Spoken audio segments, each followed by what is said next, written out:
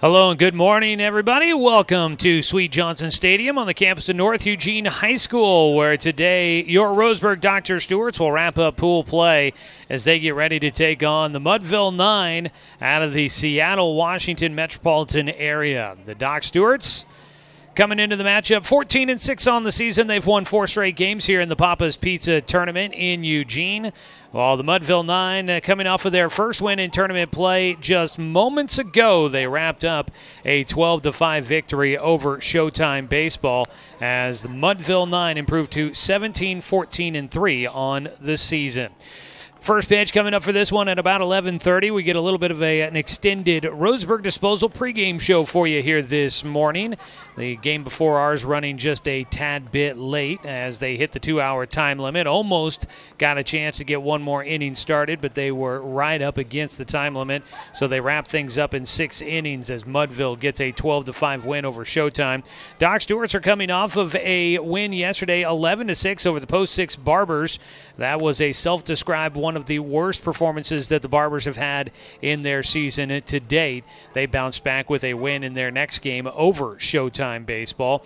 So the Doc Stewarts remain undefeated in tournament play here in Eugene as they got the win to go to 4-0 and now have secured their spot in the tournament semifinal matchups. The semifinals tomorrow will be taking place between the first and second place teams in each of the 2 pools. Doc Stewarts will be in the first semifinal at 11:30. The second one's at 2. The winner of those 2 matchups meet in the 4:30 championship game Sunday afternoon here in Eugene at Sweet Johnson Stadium.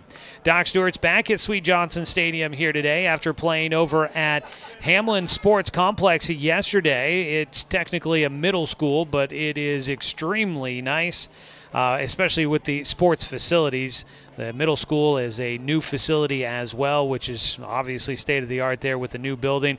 And then their sports facilities, they've got fantastic football facility there, football, soccer, lacrosse. You can probably play it all out on that field. And then the newly remodeled baseball stadium there at Hamlin Sports Complex that is home of the Bushnell College baseball program that is just getting underway, as well as the new Springfield Drifters in the West Coast League.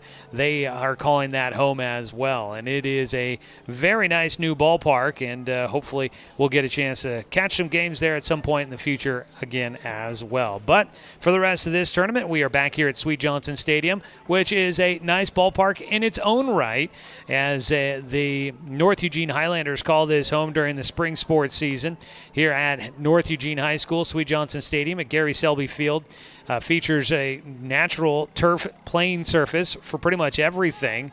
The infield grass, the infield dirt, the outfield grass, and the red cinder rock warning track all around the ballpark. But home and the mound are artificial turf here at the ballpark, and they are working on all of the facilities as we get ready for our ball game. Doc Stewarts, the outcome of this game doesn't really affect their chances for tomorrow's championship game, but of course they're always looking to add to their win total. Today they will go out there looking to make it their first 5-game winning streak of the season. They've hit a 4-game winning streak for a second time this year, and they will look to try and stretch it to 5 games today.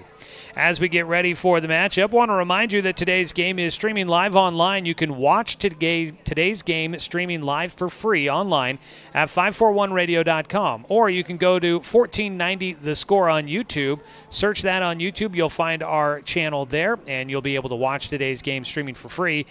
The video streaming of Doc Stewart's Baseball is presented by the Cow Creek Tribe, and we appreciate their sponsorship of Doc's Baseball yet again this summer. It's your Roseburg Disposal pregame show coming up here in just a couple of minutes. We'll get a chance to hear from another one of the players on this Doc Stewart's baseball team this summer. We have talked to a number of players already this year, and we continue our season of player interviews by talking with Carson Dunn coming up next. Carson wrapping up his senior school year at Roseburg High School, a member of the football team that made its way to the second round of the state playoffs, as well as a member of the baseball team, which made a run to the quarterfinals of the 6A state playoffs this year before getting eliminated. We'll talk with Carson Dunn coming up here in just a few minutes as we continue on with our Roseburg Disposal pregame show. We'll take a 2-minute timeout, come back with our talk with Carson here on 541radio.com and on The Score, 92.3 FM and 1490 AM. Hey there, sports fans. Thanks for watching this local sporting event online at 541radio.com. Did you know there's more than one way to watch games online? You can watch games on your laptop or desktop computer, your tablet, or even your smartphone just by going to 541radio.com.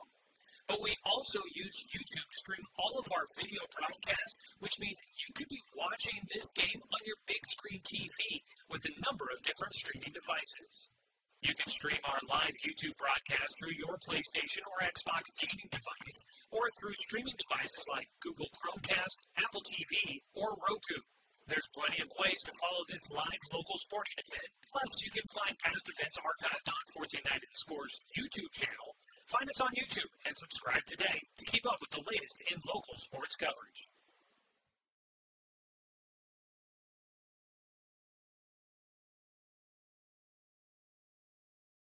Hundreds of years before county boundaries were drawn, the Cow Creek Umpqua tribe lived on southern Oregon lands. The Cow Creek were known then for their sense of community. They still are. Today, the success of their world-class casino resort and other Cow Creek businesses benefit our communities. The Cow Creek Foundation has given over $20 million to Southern Oregon charities. The Cow Creek Umpqua tribe, a Southern Oregon tribe and a giving people. Working from a hot tin shed, Paul W. Klipsch, genius and maverick, designed and hand-built his first commercial loudspeaker with the intention of bringing live music right into your living room. Today, we still make them like we used to. By hand, with passion, with pride. Klipsch Heritage Loudspeakers. Give Klipsch Heritage speakers a listen at Good Vibrations. Top of the Hill, Northeast Stevens in Roseburg.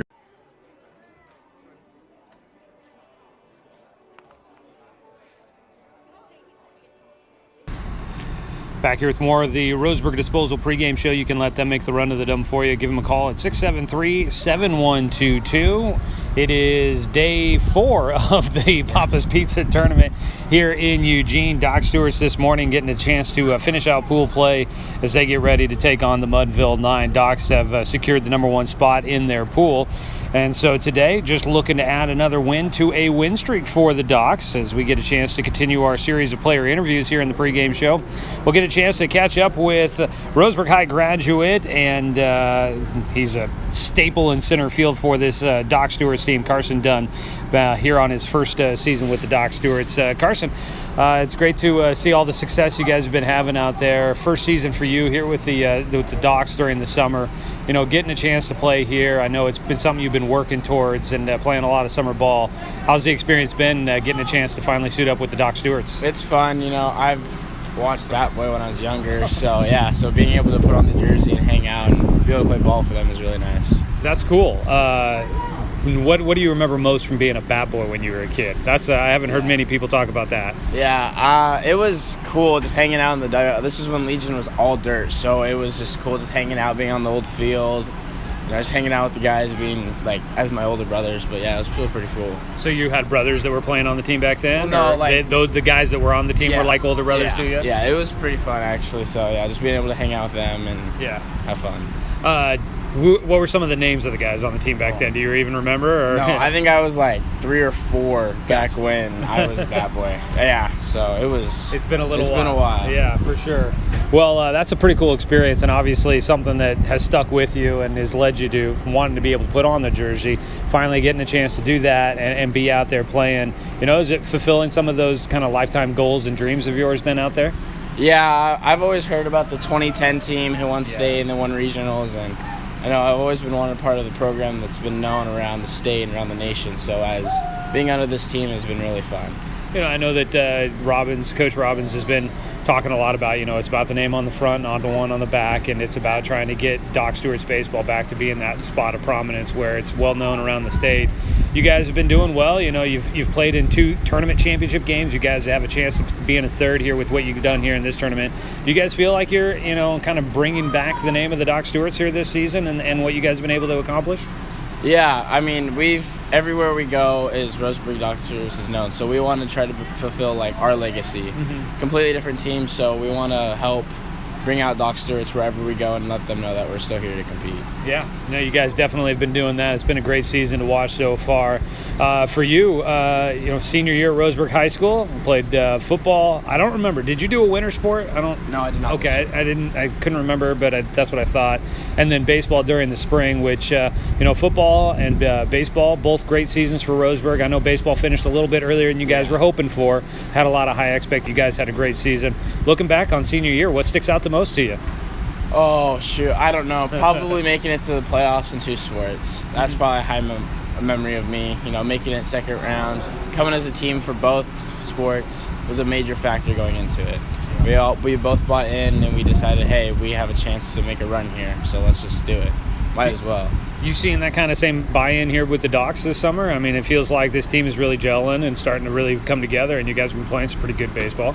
Yeah, we've all known each other for forever, so it's pretty nice being able to play as a team, and we've molded really well. Mm-hmm. We have really well chemistry, so being able to. With high school, the question always turns to what's next, and it's a very big question. But what have you been looking at? What kind of options are out there for you? What is going to be coming up when fall starts to roll around? So I'm gonna enroll in UCC and try to play baseball there. So nice. I'm gonna try to keep going and make sure that I can keep playing baseball as long as I can. Nice. Any studies on the academic side that you're looking at? No, I'm just going to go get my core classes done, my math and stuff like that, so that once I can go to my 4-year, I can just work on my degree. Yeah, nice. Smart way to get it done and get that stuff out of the way, and then hopefully get a chance to continue playing baseball there. In talks with Jeremiah, what does he say? Obviously, you've been out there every day in center field, in the lineup every day. What kind of things has Coach Robbins talked to you about with your game, and maybe how he might be able to hopefully get a chance to utilize you there at UCC? He just wants us to compete no matter what, 100% all the time. If you make a mistake, as long as you're going 100%, then he'll be fine with it. So as long as you compete and keep going and don't ever stop and be lazy-daisical, you'll be fine. Yeah. Your coach talked a lot about team speed for this team coming into the season. I know we always talk about the speed that you bring out there. That's what makes you so dangerous in center field, but also makes you dangerous on the base path. When you get on base, what's the mindset out there? Because I don't have updated stats with me right now, but I'm sure you're probably up there on one of the guys that's out there swiping bags. It's a game of inches, so we always want to get 90 feet. So dirt ball reads, if there's a ball in the dirt, always try to get to the next base. Every 90 feet is the most important 90 feet. So yeah. Do you, anytime you're on base, you feel like you got a chance to try and swipe another one? Yes. Yeah. I always have a thought in my mind here. You can get around the bases like that. Is it nice to be in a system right now that's just letting you guys, I don't know if you guys are waiting to see a sign or if they're leaving it up to you, but you guys are stealing bases quite a lot, and so I know that it's an emphasis. Is it nice to be kind of in a system where they let you have that freedom and you can run around? Yes, it is, because it lets teams know that we will steal a base on you, and you'll always have to be puts extra pressure on the other team, knowing that we could possibly always steal a bag. Well, it's been a lot of fun to watch you out there. Real quick, want to find out, away from sports, away from the game, what are some of the hobbies, the things that you might be passionate away from the world of sports? Oh, I'm always fishing. Fishing? I'm always out fishing or hunting. That makes sense. You got the Umpqua Fishery derby on, sweatshirt on. So. I'm always fishing. I always get back. I actually went Wednesday when we got back from our tournament. I went fishing. So I'm always fishing no matter what. Whenever I'm able to, I'm just hanging out with friends. Nice. Awesome. Well, Carson Dunn joining us here in the pregame. It's great to get a chance to catch up with you here, Carson. It's been fun watching you over at Roseburg High School and enjoying what we're getting a chance to see here coming up this summer, and look forward to a lot more. Best of luck to you the rest of the way, and thanks so much for the time. All right, thank you. That is Carson Dunn joining us here on our pregame show. The Roseburg Disposal pregame show will come back with your Cooper's Pest Control starting lineups right around the corner here on 541radio.com and on the Score, 92.3 FM and 1490 AM. Name's Chris. 2016, I got lymphoma stage 3 cancer and went through radiation for 6 months.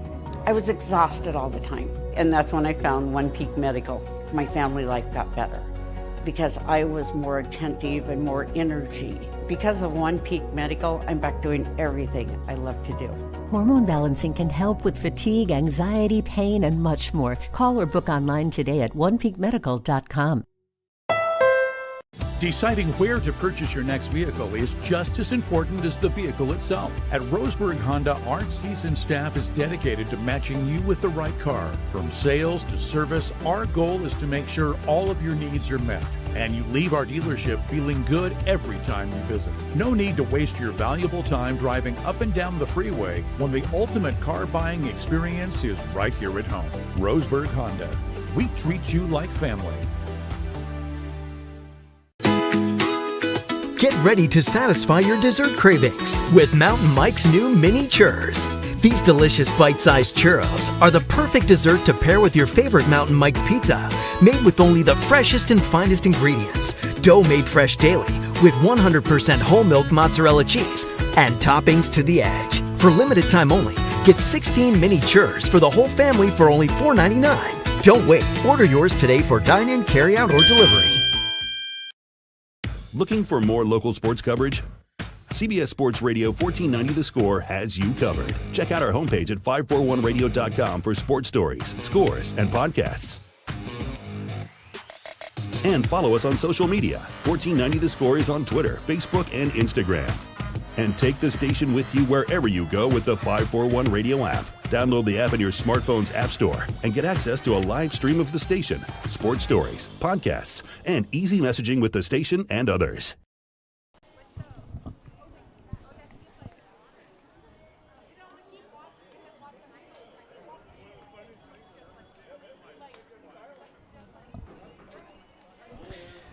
Well, we welcome you back here to Sweet Johnson Stadium on the campus of North Eugene High School as the Roseburg Dr. Stewarts get ready to take on the Mudville 9, who are based out of the Seattle metropolitan area up there, a travel ball club that's been in existence since the late 90s. I believe it was 1999 that Kurt Boyd created the Mudville 9, put together the travel team for youngsters up in that area, and they've continued to grow into a program that I think features numerous teams up there, but highlighted by their big club, the Mudville 9. The Mudville club coming off of a 12-5 win over Showtime Baseball in their last game. That improves them to 17-14-3 on the year. As for the Roseburg Dr. Stewarts, they're coming off of an 11-6 win over the Post 6 Barbers yesterday over at the Hamlin Sports Complex, the other venue they used for a couple of games in this tournament. Docs are now 14-6 on the season and 4-0 here in the tournament. Looking back at this tournament so far, offense has been pretty good for the Doc Stewarts. Bats are starting to warm up just a bit, and they've been able to take advantage of miscues by their opponents. Docs have put up 40 runs total in this 4 games of the tournament so far, averaging 10 runs a game so far in this tourney. I'd say that's not too shabby for the Docs. Docs still without head coach Jeremiah Robbins today, and sounds like things improving, so we look forward to getting a chance to catch up with the coach again here real soon, and he is missed. They do have assistant coach Jake Whistler back with the team today after a 1-game absence yesterday. No Josh Robbins with the team here today, but Coach Tim Sestera down there and Coach Whistler will help guide the team through today's ball game. Doc Stewarts also I saw in Jersey today. Good news for fans, and we actually did have somebody reach out on the 541 radio app and ask about this. Where's Austin Takahashi been? Well, he has been dealing with an injury, and unfortunately it seems to be lingering longer than everybody had hoped it would, but he is back in Jersey today with the team. Not in the lineup today, but hopefully a good sign that he is getting closer to a return to play for the Docs this summer.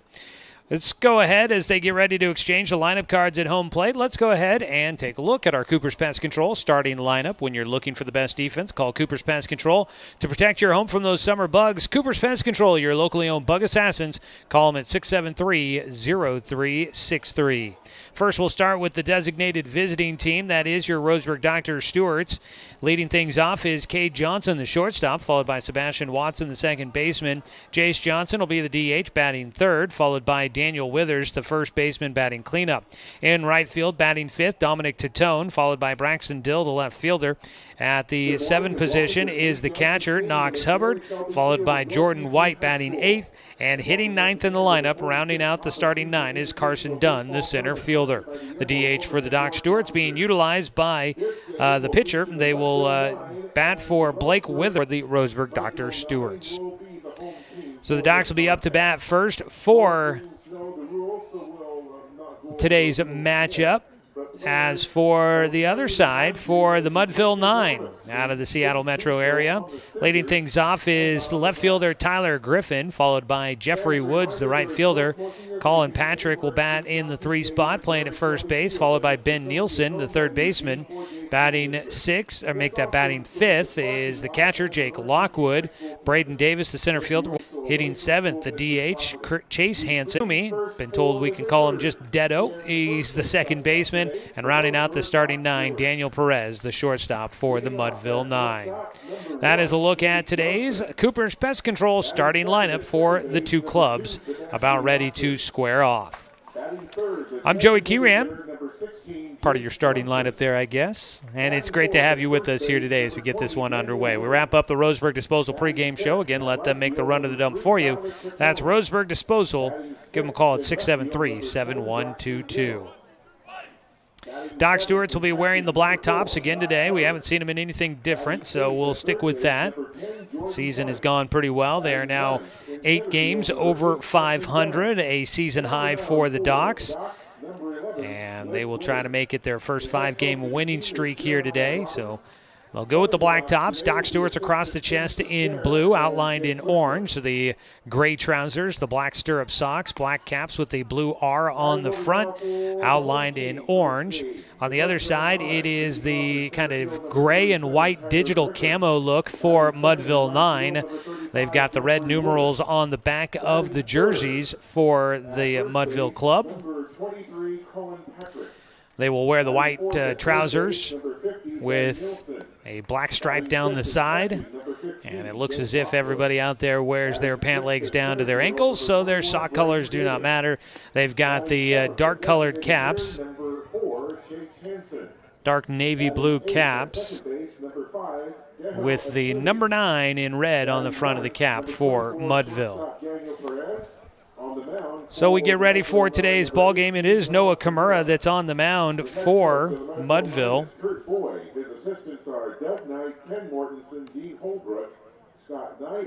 Kimura is a right-hander. And taking a look, Kimura from Juanita High School there in Washington. He is part of the class of 2023. 5'8", 148 pounds, according to the roster for the Mudville 9. Behind the plate, catching for the Mudville 9 will be Jake Lockwood. Out at first base, Colin Patrick. Out at second is Deado Atsumi. At third base, Ben Nielsen. And at shortstop is Daniel Perez, as the first pitch swung on and fouled away. Cade Johnson will start off with the 0-1 count as he leads things off for the Doc Stewarts. Finished out yesterday 1 for 5, got a base hit in his last at-bat after a quiet start to the day. Pitch, pops this one in the air to center field, high in the air to the outfield. And the catch is made for the first out, 1 away. That gives us an opportunity to let you know the outfielders defensively for Mudville. It is Tyler Griffin in left. In center field, just making the catch, Braden Davis. And in right field is Jeffrey Woods. 1 away on the fly ball out for Cade Johnson. Sebastian Watson will step in.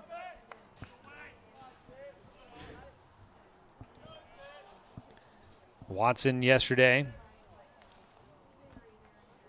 ended up with 2 hits in that ball game.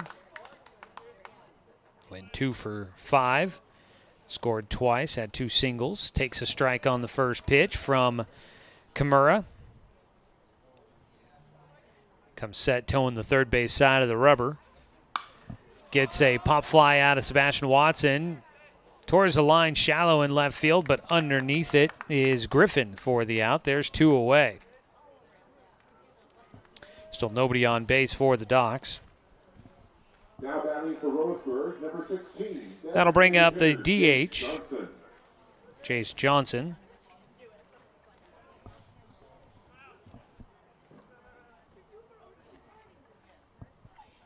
Chase yesterday in the DH spot as well. He had 2 hits, 2 singles against the Barbers. Doc Stewarts had 8 hits total in that game yesterday. Took advantage of 6 errors by the Barbers and 4 walks and 3 hit batters. Doc Stewarts did the most to take advantage and make the most of the miscues and the opportunities provided by their opponent yesterday. Swing and a miss for strike 1 to Jace Johnson.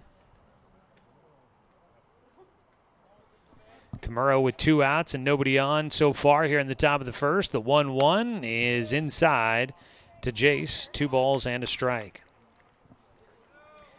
Yesterday, an interesting trend that started out that ball game for the Docs. I'm not sure if it lasted. One.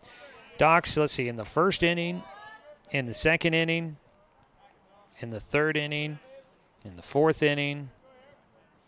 That's where it ended. After the first 4 innings, the Doc Stewarts, the first batter got out, but the second batter got on base in the first 4 innings. For the Docs is a pitch low for ball 4. Jace Johnson will take a walk. He'll be the first base runner for the Docs with 2 outs here in the top of the first. Just found that to be an interesting trend that it continued for as many innings as it did, where the leadoff man couldn't find a way on base, but the second guy up to bat did. That continued through the first 4 innings yesterday for the Docs. Different approach here in today's game. A couple of fly ball outs to start off here in the first inning. Jace Johnson drawing a walk, the first issued by Noah Kimura. Man on at first with 2 away. It'll be Daniel Withers to bat. He pops one up. Foul territory. Looked like it was going to get out of play, and it does. And that bounces up into the stands for strike 1.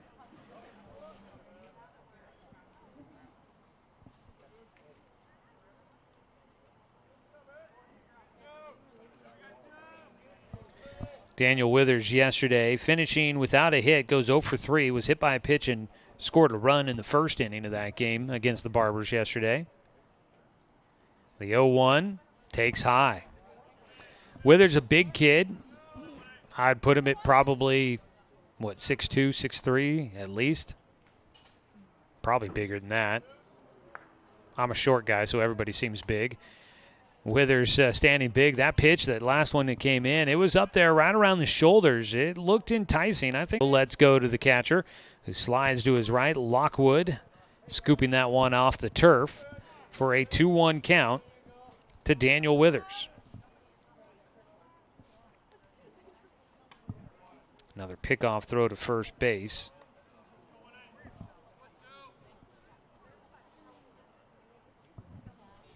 Apparently, Noah Kimura was hearing the pregame interview we had with Carson Dunn and talking about stealing bases out there for the Docs. Apparently he knows they like to try and swipe bags when they can. As a pitch low for Kimura. 3 balls and 1 strike to Daniel Withers. And Jace Johnson at first base. He's been looking like he's primed over there to try and take off somewhere, but he has not gone anywhere yet. 3-1 pitch to Withers. Takes high for ball 4. Back-to-back to Tourn, playing in right field today. Will bat from the left side of the plate. Did find out that Eli Jacobs a little banged up today. Took a hit-by-pitch off the top of his foot yesterday. That's why he eventually came out of that game early, and Dominic Tatone was a replacement. So Eli Jacobs a little dinged up. Tried to play through it. Didn't quite work out yesterday, so they've got him in the dugout. Eli is down there. I did not necessarily see him before the game. The 0-1 pitch to Dominic Tatone. Fouls that one away out towards the construction zone here at Sweet Johnson Stadium. And it's an 0-2 count.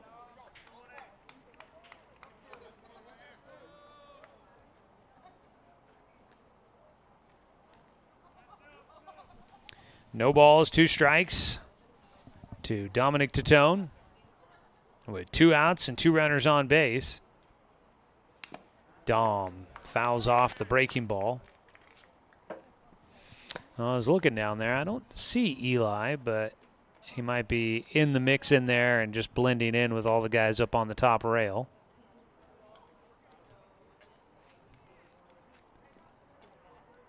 Or he could be hidden down in the dugout. But either way, we hope for a speedy recovery for him. He's been hitting really well, playing great defense, and so the Doc Stewarts would love to have him available when he is back healthy. Dominic Titone right now at the plate. A 1-2 count?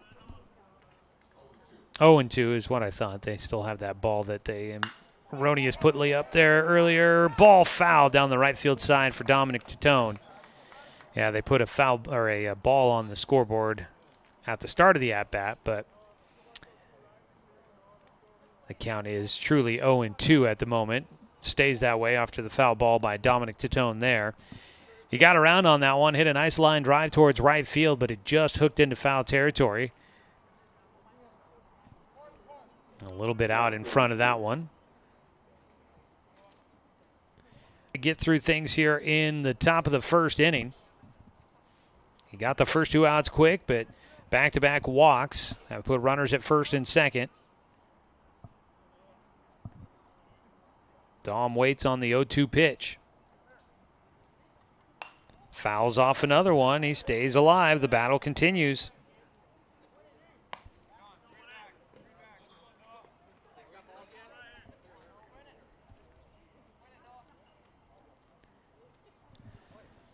Number of foul balls there by Dominic Titone. Umpire needs a fresh batch. Out at second base is Jace Johnson. Daniel Withers at first. At the plate, Dominic Titone. Been battling with the 0-2 count here against Noah Kimura. Comes outside. It'll go to a 1-2 count. And, of course,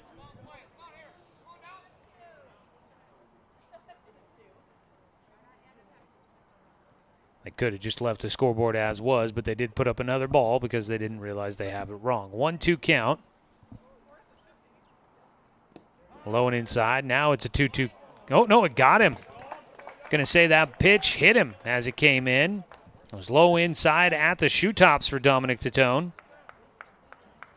So he heads on down to first. Number 7, left fielder, Braxton Dill. Kimura's first hit batter of the day. Docs were beaned 3 times yesterday. They were beaned 5 times the day before. So they've been wearing a few here in the tourney. Bases loaded with 2 outs. First pitch swinging for Braxton Dill. Yesterday, Braxton getting the start was 1 for 3 with an RBI single in the first inning. He has got an opportunity to follow that up again with another one here today. The 0-1 pitch. Pops this one, shallow left field. Having to come in. The left fielder will get underneath it in time. Tyler Griffin out there makes the play. Initially went back, but then came charging in, and that ball hung up long enough for him to get underneath it. No runs on no hits. There were no errors, and 3 runners left on base for the Doc Stewarts as we go to the bottom of the first inning. Scoreless ball game with the Mudville 9 coming up to bat on 541radio.com and on the Score. 92.3 FM at 1490 AM.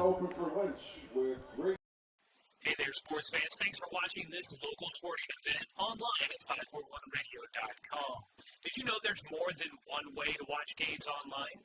You can watch games on your laptop or desktop computer, your tablet, or even your smartphone just by going to 541radio.com. But we also use YouTube to stream all of our video broadcasts, which means you could be watching this game on your big screen TV with a number of different streaming devices. You can stream our live YouTube broadcast through your PlayStation or Xbox gaming device, or through streaming devices like Google Chromecast, Apple TV, or Roku. There's plenty of ways to follow this live local sporting event. Plus, you can find past events archived on 1490 The Score's YouTube channel. Find us on YouTube and subscribe today to keep up with the latest in local sports coverage.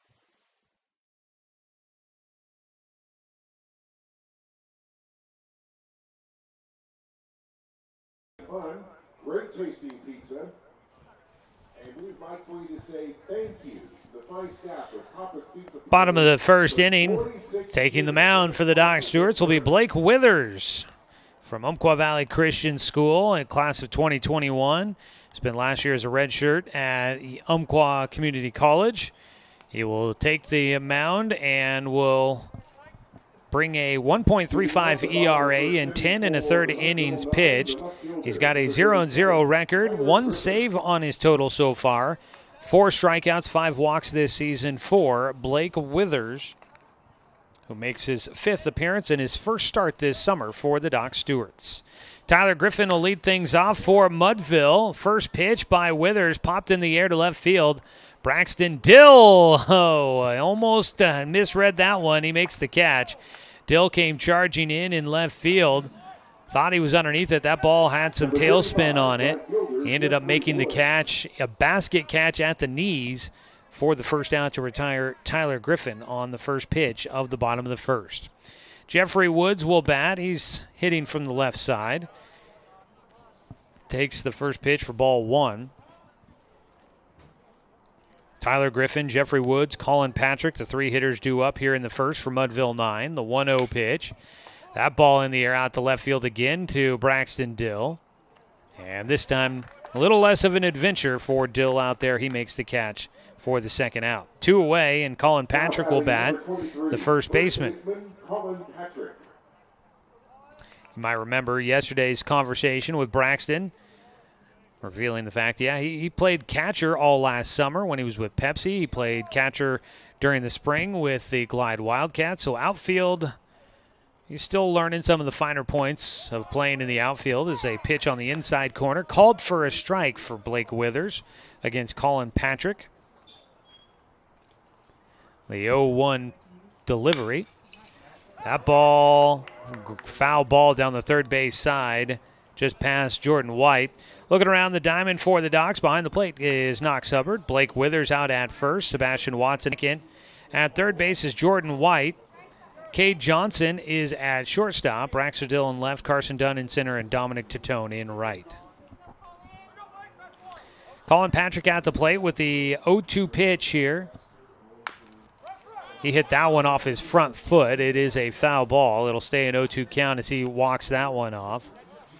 Griffin Woods led things off. Patrick at the plate right now. Then Ben Nielsen, the third baseman, followed by Jake Lockwood, Braden Davis, Chase Hansen, Hideto Atsumi, and then Daniel Perez, your starting batting order for Kurt Boyd in the Mudville 9. 0-2 pitch again here for Withers.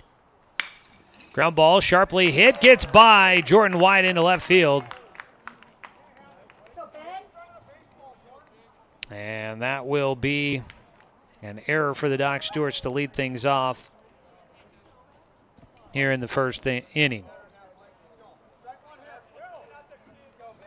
Number 50, third baseman. So Ben Nielsen will bat with 1 on and 2 away. Both teams commit the first 2 outs and then get a runner on base, but that is going to be limited on the first pitch. Ben Nielsen grounds it to short, and Cade Johnson will go to second base to Sebastian Watson to get Colin Patrick for the final out.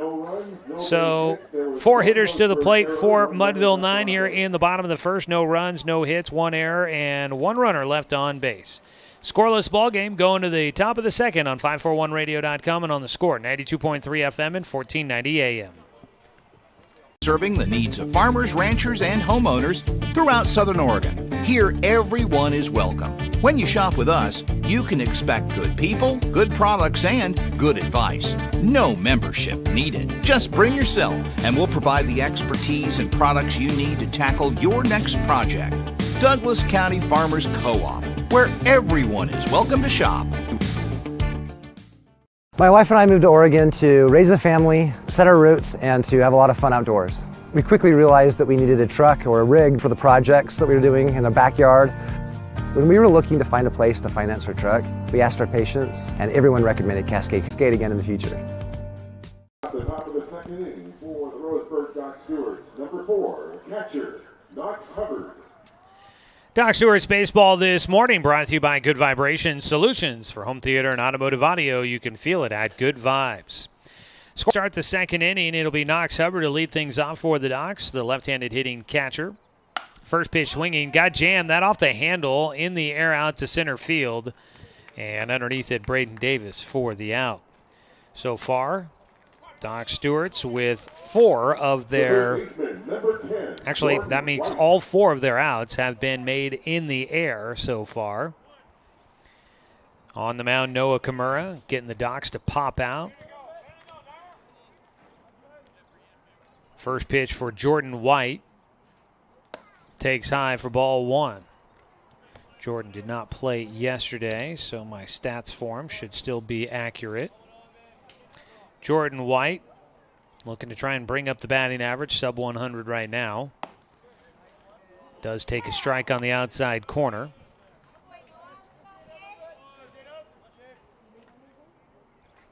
He's got 2 walks on the season, 7 strikeouts. A 1-1 pitch, fouled off to the on-deck circle. 1-2 count for Jordan White. That's kind of interesting. I don't know how much pitchers at this level are able to be considered a fly ball or a ground ball pitcher. A 1-2 pitch here from Kimura.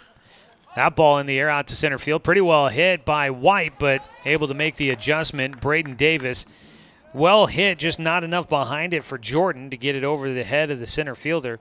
There's 2 down, and Carson Dunn will bat with nobody on base. You know, some pitchers will make their living by getting fly ball outs, and, you know, depending on the ballpark, that might work out well for him. If you're playing a big park, that can tend to, I guess, maybe help out. Playing a small park, balls can carry out, but I've been told by some they consider this to be a tight one here, jam-packed in here on the campus of North Eugene High School. 320 down the left field line, 330 down right, and 390 to center field. Carson Dunn squares to bunt, takes for ball 2.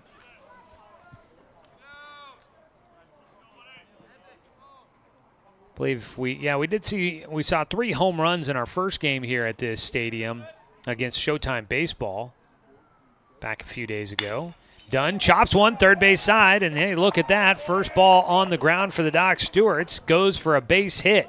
It's a number 9 hitter, Carson Dunn. That'll start off with a base hit. Chop that one left side.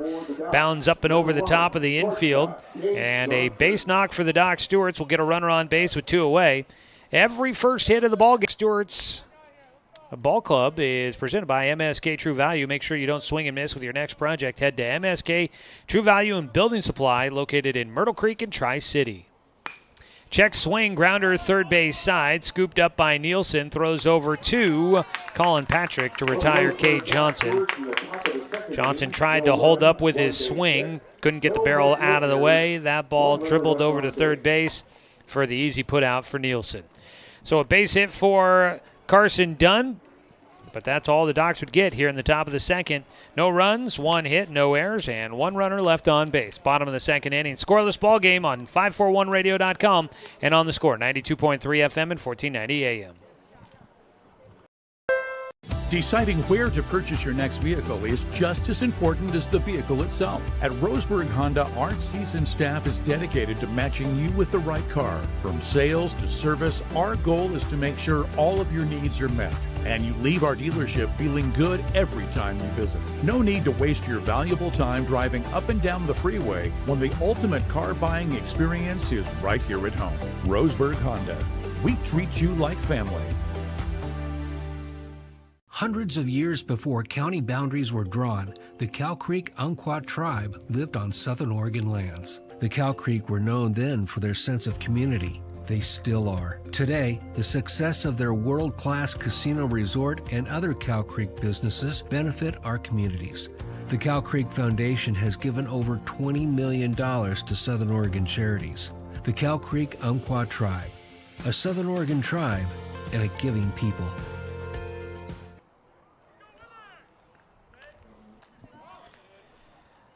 Bottom of the second, it'll be Jake Lockwood to lead things off for the Mudville 9 against Blake Withers. First pitch fouled away for strike 1. Welcome you back here to Sweet Johnson Stadium. Today's game is sponsored by DC Farmers Co-op, where everyone is welcome to shop.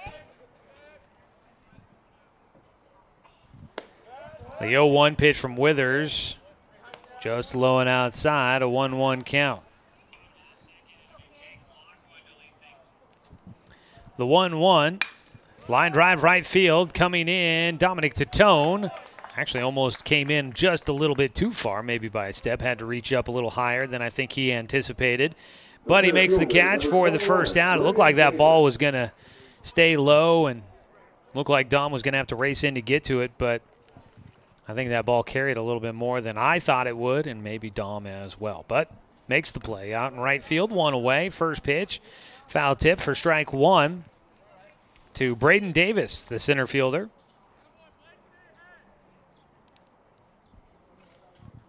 The 0-1, Davis swings and misses at the breaking ball. Braden Davis, class of 2022 from Redmond, Washington High School. Uncommitted for any college ball at the moment. The 0-2 pitch, low and inside, a 1-2 count. 6'1", 185 pounds.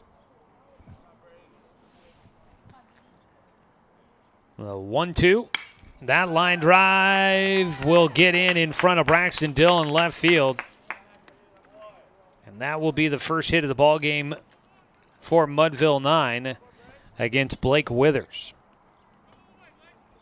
One out, one on. Chase Hansen will bat.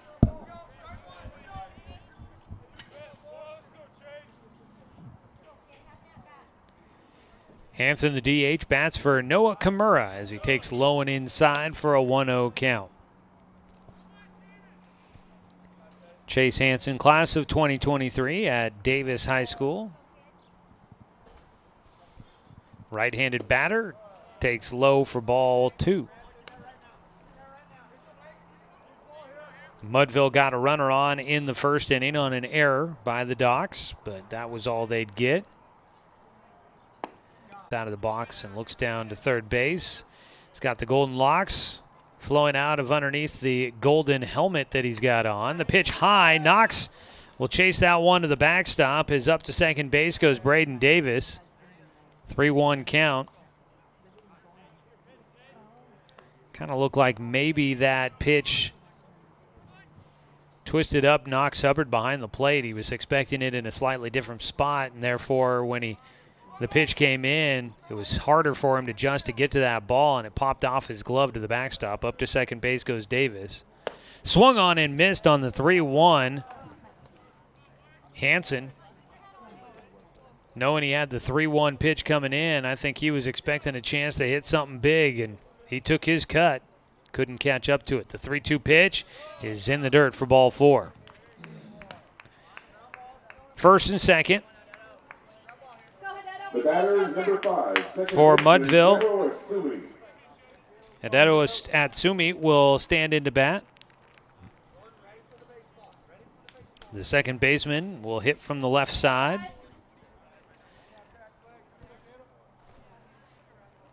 Hideo from Bellevue High School, class of 2023. Lets the first pitch go by for ball 1. First and second for Mudville in this scoreless ball game here in the bottom of the second inning. Withers does hit the outside corner for a called strike. Once again, another overcast day here in Eugene. We were over in Springfield technically yesterday, just across the border, but it's been cloudy every morning when we've gotten here. There's a ball in the air for Detto out to left field. Coming in, a diving attempt by Braxton Dill. He can't get to it. A run's going to score for Mudville, and they will get one run out of that base hit for Hideo Atsumi.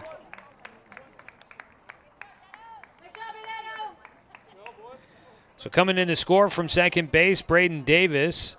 Chase Hansen, because they weren't sure whether that ball was going to get caught or not in left field. Everybody had to hang on and wait.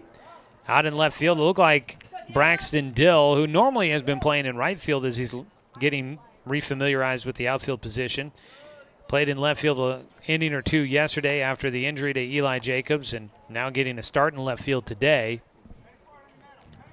Kind of looked like he thought that ball was carrying a little bit more to him, and at the last minute realized it wasn't going to quite get to him, and so he dove to try and get there and couldn't come up with the play. It's a strike taken by the 9-hitter Daniel Perez. 1-1 count. But the base hit brings in a run. Mudville leads 1-0 over the Doc Stewarts here in the bottom of the second. Withers for strike 2. Blake Withers, his last couple of outings, he's been looking sharp. Now we get to see if he can go a little bit longer than just a relief appearance as the starter for the Docs today. The 1-2. Breaking ball. Ooh, that looked like a really nice pitch there from Blake Withers. At first I thought it was going to bean the hitter. That one looked like it was going right to the rib cage for Perez, but it had some great late movement. It looked like it tailed right to that inside corner. 2-2 pitch. Another breaking ball, this time fouled away into the mask of Knox Hubbard. It stays a 2-2 count. Last outing for Blake Withers came back on June 30th, 2 games ago. So back on Thursday, I guess. The days are all blending together at the moment. 2-2 pitch for Withers. Bounces in. Full count now for Perez. Blake Withers against the Boys of Summer pitched an inning and a third. Gave up 1 hit, no runs, no walks, no strikeouts. Full count pitch. Ground ball foul down the third base side. We'll do it again.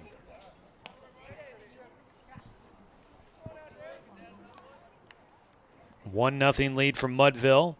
1 out so far here in the bottom of the second. Blake Withers looking for a ground ball, give his defense a chance to try and turn 2 for him. 3-2 pitch to Daniel Perez. Gets a pop fly. That could be playable for first baseman Daniel Withers. Calls for it in foul territory, and it comes out of the glove. Whew. That ball was in the glove, and Withers just must not have closed it fast enough. I saw it go in his glove, and then it just squirted right out. And the reaction in the dugout is what you would expect as the Docs let an out get in and out of their grasp. Again, the 3-2 pitch for Withers. Breaking ball, and that's going to be a base hit to left field. They're going to not send the runner from third. The bases are loaded. So Perez with a second chance there at the plate. He makes the Docs pay for it as he hits a low line drive into left field. And that loads him up. Just 1 out, bases loaded. Back-to-back singles here in the second. 3 hits total for Mudville here in the second inning. 3 hits and a walk in there. 1 run in so far. Top of the order. Ground ball left side. Diving made a stop to knock it down. 1 run comes in. Throw to the plate. Knox Hubbard. The tag. Did he get him? No. He won't be able to hang on to the baseball. And it's a 3-0 lead for Mudville.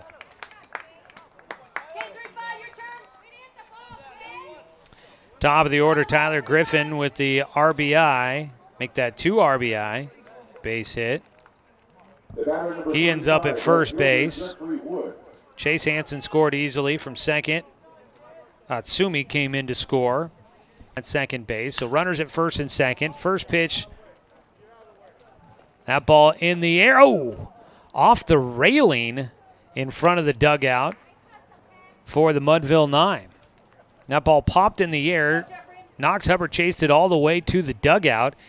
And there's big PVC railing there in front of the dugouts, and it hit right off the end of it. 0-1 count for Jeffrey Woods, who's 0 for 1 in the game, the lefty back at the plate. Docs looking for something to turn 2 with here and get out of this second inning. Taking low and outside, a 1-1 count for Jeffrey Woods against Blake Withers. Knox probably would have had the out at home if he could have hung on to the baseball.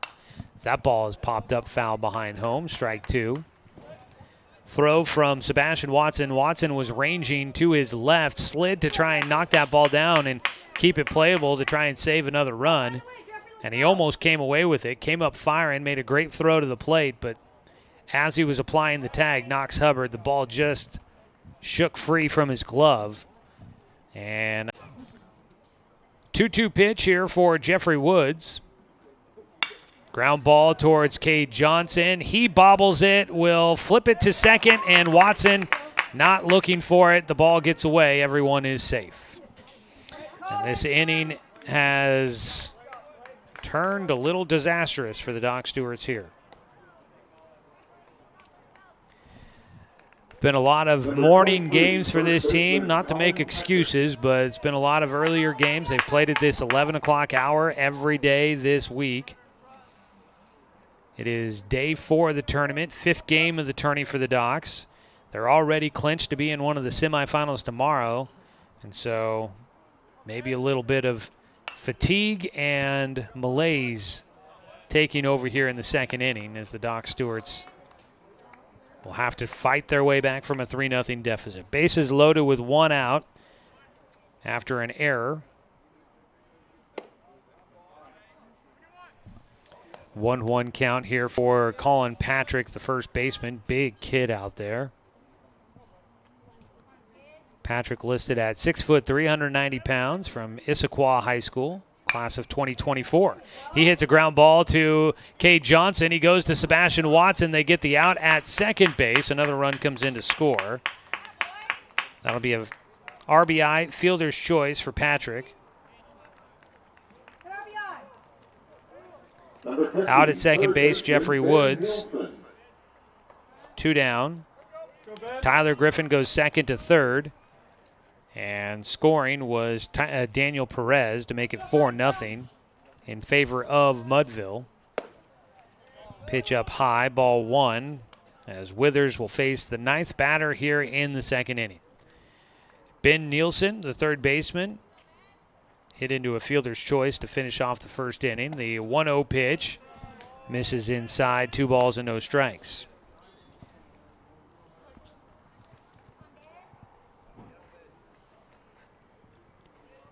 Here in the bottom of the second, 4 runs in for Mudville.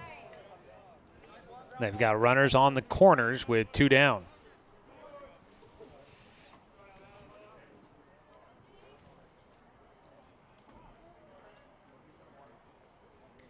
The 3-0 pitch does catch the inside corner.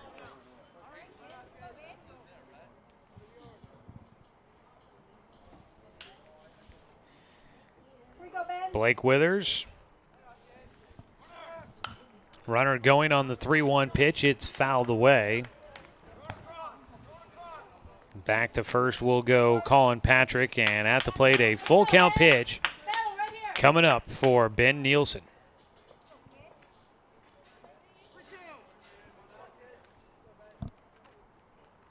Three-two pitch. Strike 3, got him looking.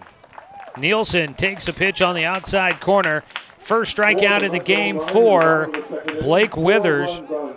And it gets him out of this second inning where Mudville scores 4 runs to take a big lead against the Docs. Going to the top of the third on 541radio.com and on the Score, 92.3 FM and 1490 AM. I think you realize how much energy you've lost until you start the hormone replacement process. Our energy really started to wane. We were both gaining weight. My sleep pattern got really messed up. One Peak Medical changed our lives individually and as a couple.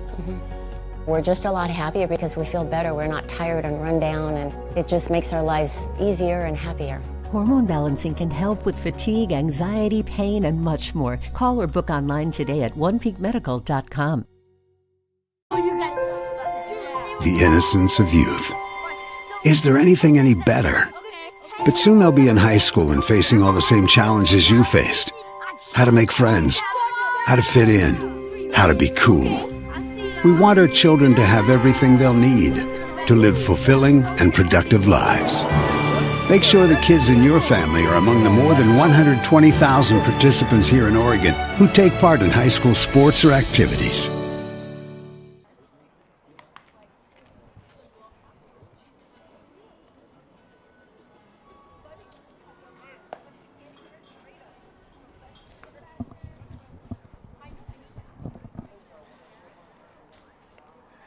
We head to the top of the third inning. Doc Stewart is trailing 4-0. Leading things off will be Sebastian Watson as the Docs try and get some things going here in the top of the third inning against Mudville. Into the noon hour. On the mound, Noah Kimura. will get himself set here for the at-bat against Watson. First pitch swinging, Sebastian belts one out to left field, going back. A jumping grab made by Tyler Griffin in left to retire the first batter. Let's go ahead and pause 10 seconds for station identification. This is Docs Baseball on The Score. Now batting number 16, designated hitter Jace Johnson.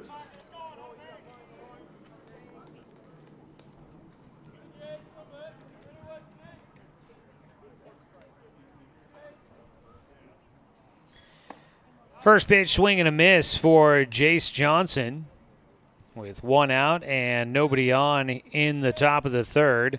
Hard hit ball there by Sebastian, but just could not get it to carry. Not a lot of wind here today at North Eugene. Breaking ball hitting the top of the zone for an 0-2 count to Jace Johnson. Docs have committed quite a few balls in the air, 4 outs so far today. The 0-2 pitch. Swing and a miss. Strike 3. Kimura with the strikeout. His first of the ball game, 2 away. Number 20, first baseman Daniel Withers. Daniel Withers will bat.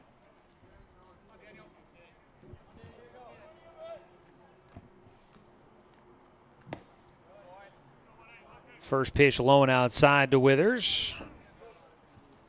Daniel, a walk in the first inning against Noah Kimura. And he fouls off the 1-0. I was waiting to confirm my thoughts there on that with the leg up. And something that might just kind of disrupt the timing of the hitter. And obviously worked out, Jace swinging and missing on the strike 3 pitch. I didn't think I had seen Kimura do that before. Kind of just a pause midway through that could really derail the timing. Pitch bounces in for Kimura, a 2-2 count. I thought I hadn't seen him do that before and wanted to wait until he got into this at-bat against Daniel Withers. And, yeah, he's not doing it here. It was just on that pitch to Jace Johnson. Picked up the front leg, his left leg, before he started swinging to the plate and planting it. He just kind of hung there in the air. 2-2 pitch to Withers, off speed. Daniel puts it in the air to center field. Circling around it, Davis makes the grab for the third out. A 1-2-3 inning for the Doc Stewarts in the top of the third. No runs, no hits, no errors, and nobody left on base. Docs trail 4-0 going to the bottom of the third inning on 541radio.com and on The Score, 92.3 FM and 1490 AM. Years before county boundaries were drawn, the Cow Creek Umpqua tribe lived on Southern Oregon lands. The Cow Creek were known then for their sense of community. They still are. Today, the success of their world-class casino resort and other Cow Creek businesses benefit our communities. The Cow Creek Foundation has given over $20 million to Southern Oregon charities. The Cow Creek Umpqua tribe, a Southern Oregon tribe. Working from a hot tin shed, Paul W. Klipsch, genius and maverick, designed and hand-built his first commercial loudspeaker with the intention of bringing live music right into your living room. Today, we still make them like we used to. By hand, with passion, with pride. Klipsch Heritage Loudspeakers. Give Klipsch Heritage speakers a listen at Good Vibrations, top of the hill, Northeast Stevens in Roseburg.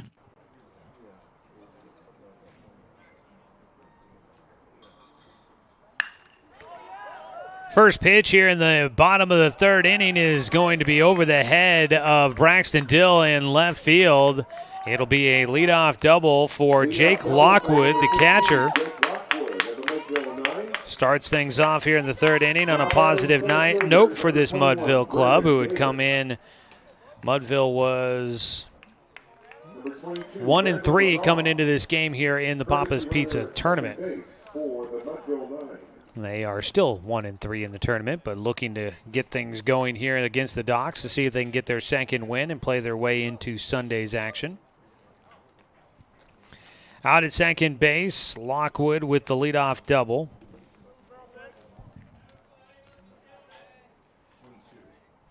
Get a courtesy runner out there.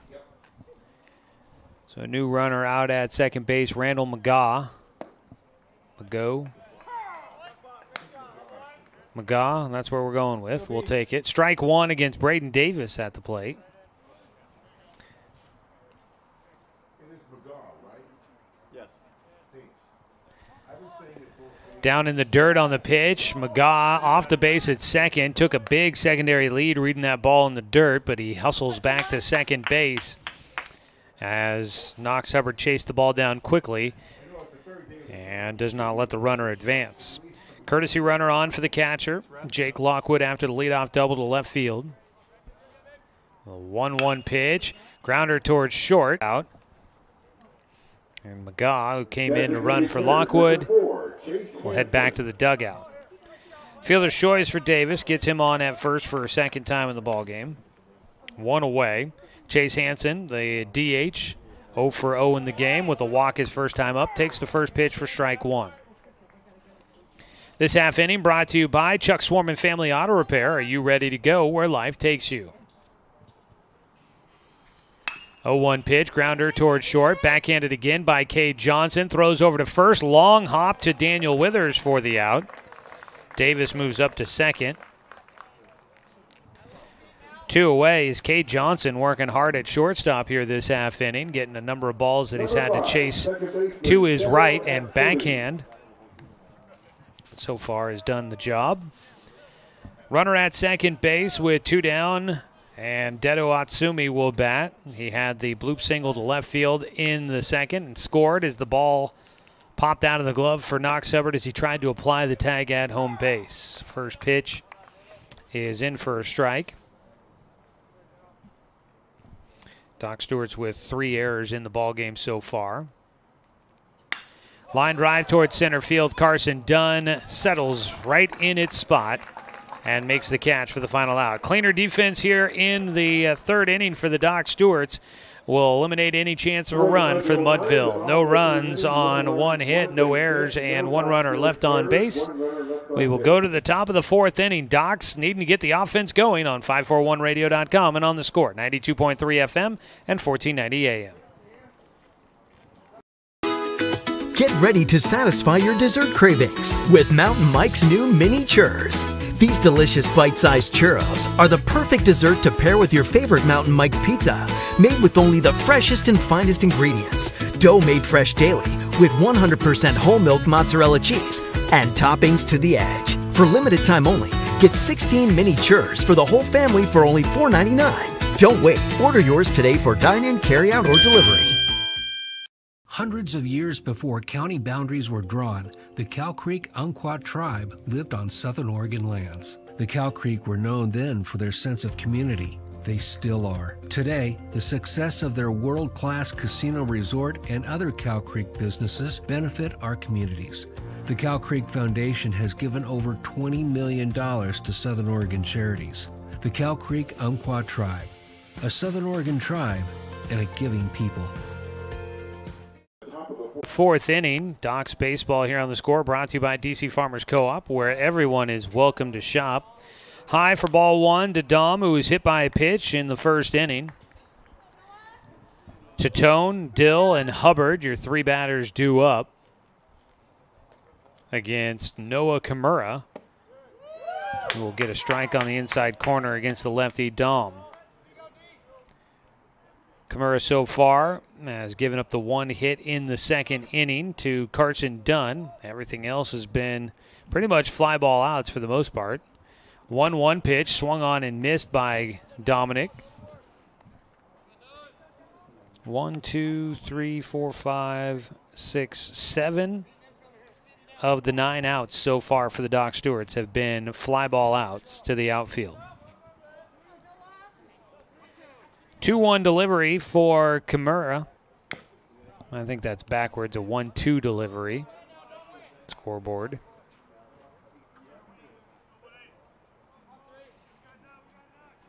One ball, two strikes to Dominic Tatone.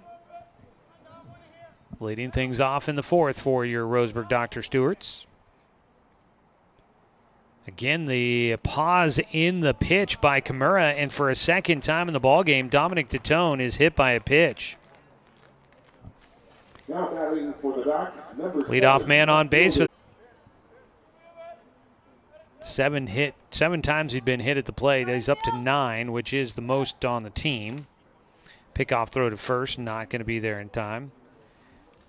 Most on the team unless Cade Johnson was hit by a pitch yesterday. No. So he has passed Cade Johnson for the most hit by pitches this season for Doc's batters. At the plate, Braxton Dill takes at the letters for strike 1. Over the plate, right at the top of the zone. Well, another baseball action there in the Umpqua base, and the Pepsi Bottle Caps are hosting a 4th of July tournament. A pickoff throw to first, not in time as Tourn slides back in. Pepsi Bottle Caps hosting a tournament down there, a 4th of July tourney.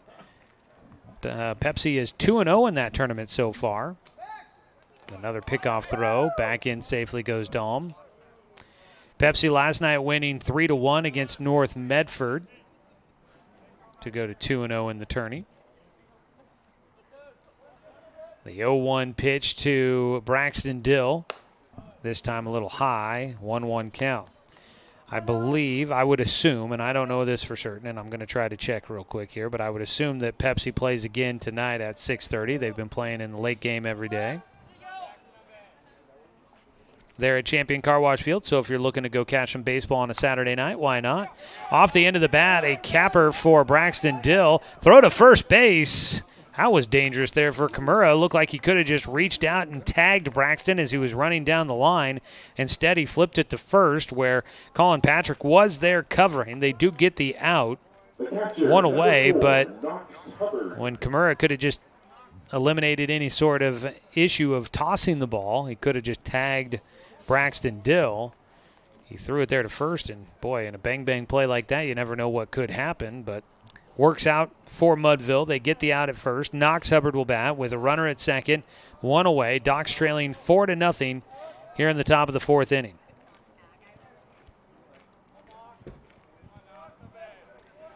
At the plate, Hubbard flew out to center field last time up.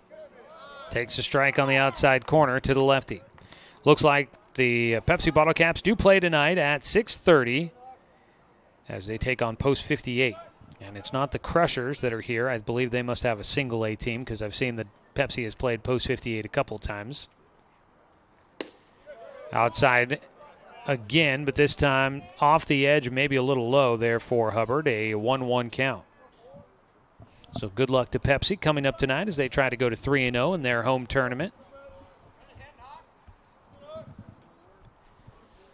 1-1 pitch for Kimura. Out at second base, Dominic Tatone, time called before the pitch by Hubbard.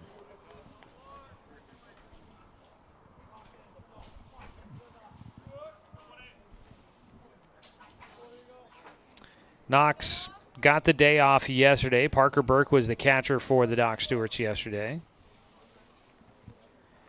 1-1 pitch to him from Noah Kimura. Low and inside. Got away from the catcher just a bit. 2 balls and a strike. Knox Hubbard, since he didn't play yesterday, that means my stats are good for this as well. Came into today batting .300 on the nose. He's got a chance to maybe drive in his 7th RBI of the season with Dominic Tatone out at second base. Pitches high and away to Knox. 3 balls and a strike. Knox also 15 walks this season. That was the team leader. Still is. Tied with Jace Johnson, though. Ground ball chopper up the middle. They've got Tatone was off the bag at second, but Kimura will go to first to get the out there. Kimura turned to look back the runner and maybe had a chance to try and throw to second to get Tatone. Probably would have been the risky play. And Kimura plays it safe, gets the out at first base, where he had more time to set up and throw. So that is 2 down. Man at second base here in the 4th inning. Jordan White will bat. White hits it off the handle for strike 1. Into the netting behind home. Noah Kimura has been a part of the 2 putouts so far. There's been a couple of ground ball outs made by the pitcher. So far here in this 4th inning. Docs, though, getting on top of the ball, hitting it on the ground, just not hitting it hard now. The 0-1 pitch to White. He hits a one-hopper, and that one just foul down that first base side. That was close. White wasn't running, so might work in his favor. He would have only been out of the box by a few steps by the time the call was made, but he was still standing in the box when I looked. 0-2 pitch for Jordan White with 2 down, and Dominic Tourn out at second base. Breaking ball from Kimura is high for a 1-2 count. In the top of the 4th inning here from Sweet Johnson Stadium on an overcast day in Eugene. Temperatures feel like they've warmed up a little bit.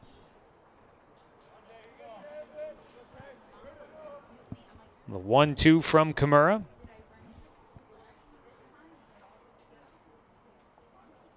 Outside. We are looking at 61 degrees right now in Eugene. Expecting to hit 75 this afternoon by the time we wrap up.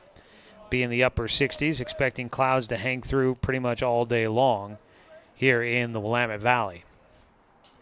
2-2 pitch for Jordan White. Noah Kimura trying to get through things in the top of the 4th inning. Keep the shutout going. And he will misfire with a breaking ball in the dirt. The count goes full for Jordan White.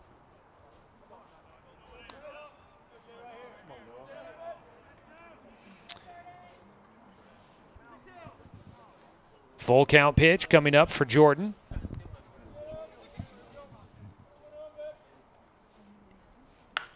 Got handcuffed. It sends a soft liner to the third baseman, Ben Nielsen, who is there to make the catch. So the Doc Stewarts get a man into scoring position, cannot do anything with it, and they remain shut out in this ball game. No runs on no hits. There were no errors, and 1 runner left on base. Through 3.5, it is 4-0. Mudville on top of the Doc Stewarts on 541radio.com and on the Score, 92.3 FM and 1490 AM. I moved to Oregon to raise a family, set our roots, and to have a lot of fun outdoors. We quickly realized that we needed a truck or a rig for the projects that we were doing in our backyard. When we were looking to find a place to finance our truck, we asked our patients, and everyone recommended Cascade Community Credit Union. It was so easy to work with Cascade. Everything was done via email, phone, and we didn't even need to go in. I can't wait to finish up the projects in the backyard, go on more adventures in our truck with our boys, and I look forward to working with Cascade again in the future. Turn your home into your dream sanctuary with help from Douglas County Farmers Co-op.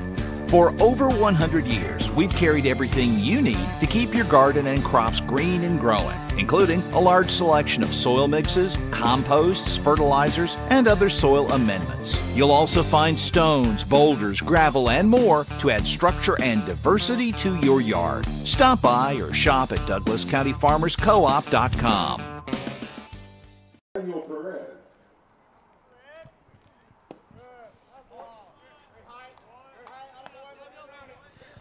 Starting out at the bottom of the 4th inning, this half inning brought to you by Fisher's Hearth and Home, serving Douglas County for over 30 years with the largest selection of wood, gas, pellet, and electric stoves and fireplaces in the area. At the plate, it is the 9-hitter Daniel Perez that'll lead things off. He's got a 2-0 count against Blake Withers. Fires in a strike on the 2-0 pitch. Withers has given up 5 hits in this one. Let's take a look at your Garrettson Building Supply scoreboard update here this half inning. The 2-1 pitch hits the inside corner. Right now for your Doc Stewarts, no runs, 1 hit. They've committed 3 errors and have left 5 men on base. As the 2-2 pitch bounces outside, full count for the 9-hitter Perez. Meanwhile, Mudville 9, 4 runs on 5 hits. They have not committed an error in the ballgame, and the Mudville 9 club has left 4 runners on base. Full count pitch from Withers gets him to pop this one up. Perez will fly to right field. Dominic Tourn makes the catch for the first out. 4 of the 5 hits for Mudville came back in the second inning when they scored all 4 of their runs. And that has given them this 4-0 lead over the Doc Stewarts. Other than that, they have not been able to put a run across against Blake Withers. That's your Garrettson Building Supplies scoreboard update here in the 4th inning. Ground ball for the leadoff man, Tyler Griffin. Bounds to Cade Johnson. Fires over to Daniel Withers for the out. 2 away.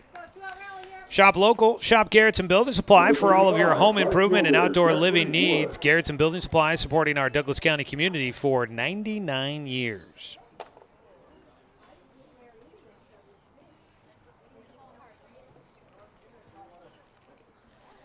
Brings up Jeffrey Woods to bat with 2 outs. Nobody on base. First pitch just below the knees for ball 1 for Withers.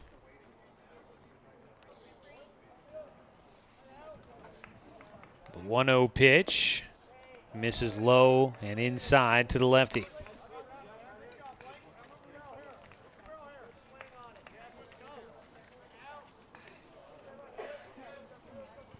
The 2-0 pitch this time hits the outside corner. Withers battling his way back into the at-bat. At the plate, Woods is 0 for 2 in the game. Reached on a fielder's choice his last time up. The 2-1 pitch. Ground ball to Sebastian Watson. Takes a nice high hop up. And it's a quick one there for Mudville. They go down in order. 1-2-3 as the Doc Stewarts will keep it a 4-0 ball game against the Mudville 9. We'll head to the top of the 5th inning here from the Papa's Pizza Tournament in Eugene on 541radio.com and on the Score, 92.3 FM and 1490 AM. Hey there, sports fans. Thanks for watching this local sporting event online at 541radio.com. Did you know there's more than one way to watch games online? You can watch games on your laptop or desktop computer, your tablet, or even your smartphone just by going to 541radio.com. But we also use YouTube to stream all of our video broadcasts, which means you could be watching this game on your big screen TV with a number of different streaming devices. You can stream our live YouTube broadcast through your PlayStation or Xbox gaming device, or through streaming devices like Google Chromecast, Apple TV, or Roku. There's plenty of ways to follow this live local sporting event. Plus, you can find past events archived on 1490 The Score's YouTube channel. Find us on YouTube and subscribe today to keep up with the latest in local sports coverage.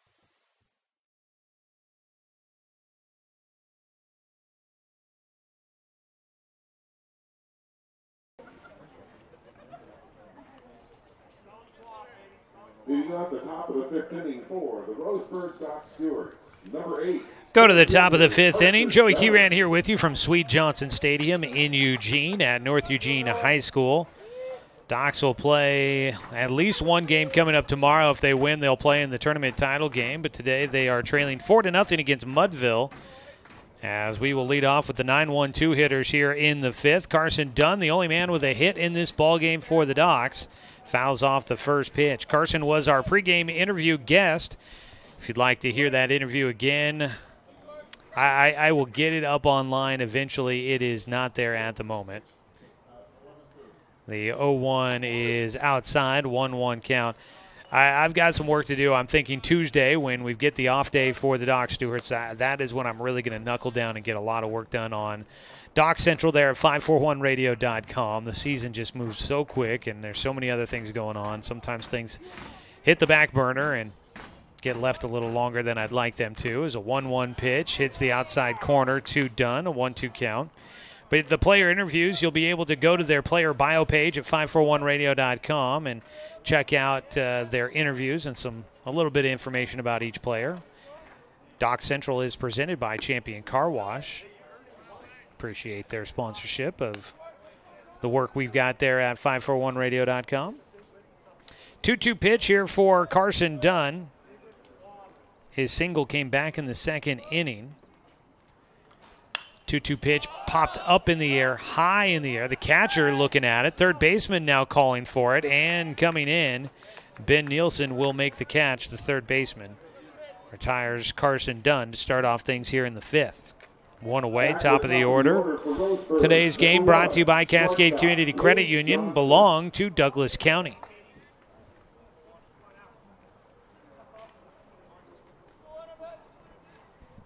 Still on the mound throwing is Noah Kimura for this Mudville team. He'll face Cade Johnson for a third time. Johnson takes the first pitch for strike one.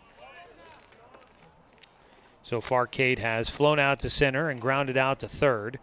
The ground out to third came on a check swing where he just couldn't get the barrel back in time. This time, he hits a liner to left field. And kind of figured that it didn't take long for Cade Johnson. If he hasn't gotten you yet, he will eventually. And Johnson gets his first hit of the game there.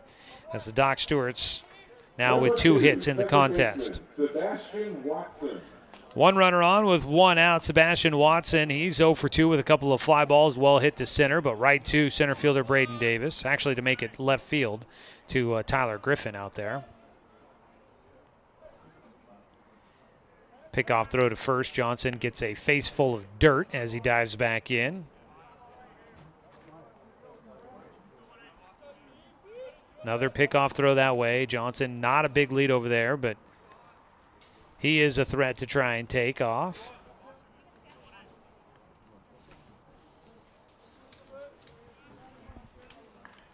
First pitch for Watson. Nope, another pickoff throw to first base. Cade Johnson comes in with a 10 stolen bases on the team.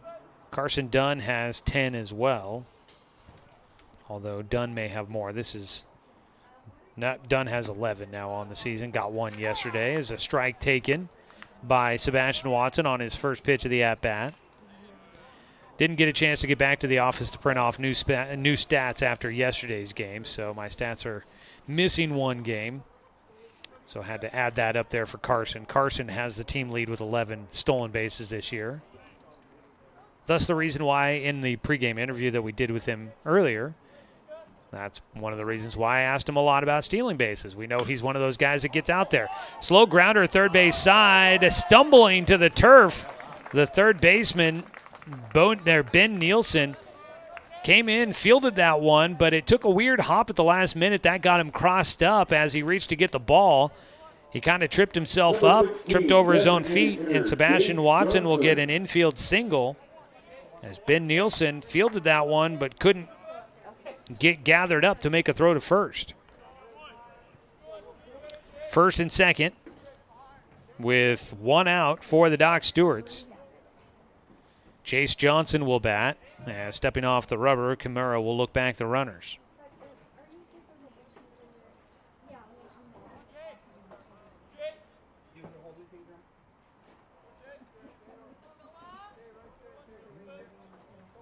First pitch for Kimura to Jace Johnson, a ground ball roller towards short. They get 1 there, throw to first, not going to be in time. Johnson will beat it out. They get Watson at second. Jace Johnson will get on at first with the fielder's choice. 2 down. That keeps the inning moving for the Docs. Cade Johnson will end up at third. Jace Johnson at first with 2 away. And Daniel Withers will see if he can break the shutout for the Doc Stewarts. Noah Kimura on the mound will take a second.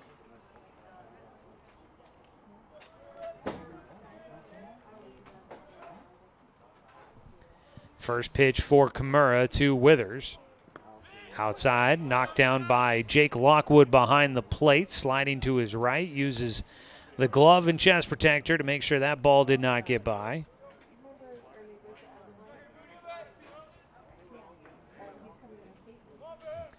A 1-0 pitch to Withers, who drew a walk back in the first inning. Swings through for a 1-1 count. Today's baseball game, you can watch it online at 541radio.com. Video coverage of Docs Baseball presented by the Cow Creek Tribe. Pickoff throw to first. Basically falling back onto the bag at first base is Jace Johnson. Cade Johnson at third. Docs trail 4-0. We're in the top of the 5th inning. Ground ball left side. Tried to make a swiping play at it. Ben Nielsen will commit the error. On is Daniel Withers, and in to score Cade Johnson. Jace Johnson up to second. So the Doc Stewarts are on the board. Cade Johnson scores. Jace Johnson goes to second. Docs trail 4-1. Coming up with the play with 2 outs here in the top of the 5th. He put the ball in play, and sometimes good things happen.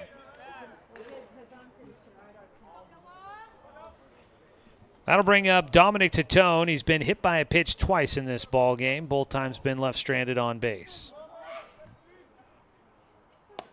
Low and inside on the first offering.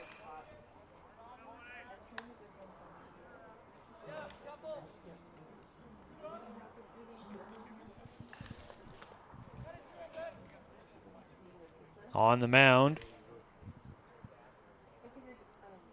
Kimura staring in for a while here.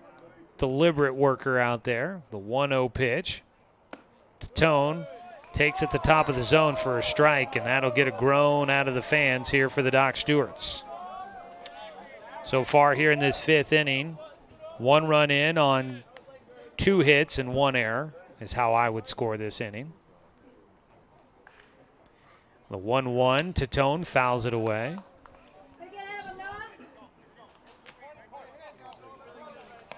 Scoreboard operator had figured that ground ball to third base that Ben Nielsen fielded but got all tangled up on his as he was fielding it and ended up stumbling to the turf. They ruled that one an error for whoever's operating the scoreboard. The 1-2 pitch with 2 outs. Dom hits one sharply, gets into right field.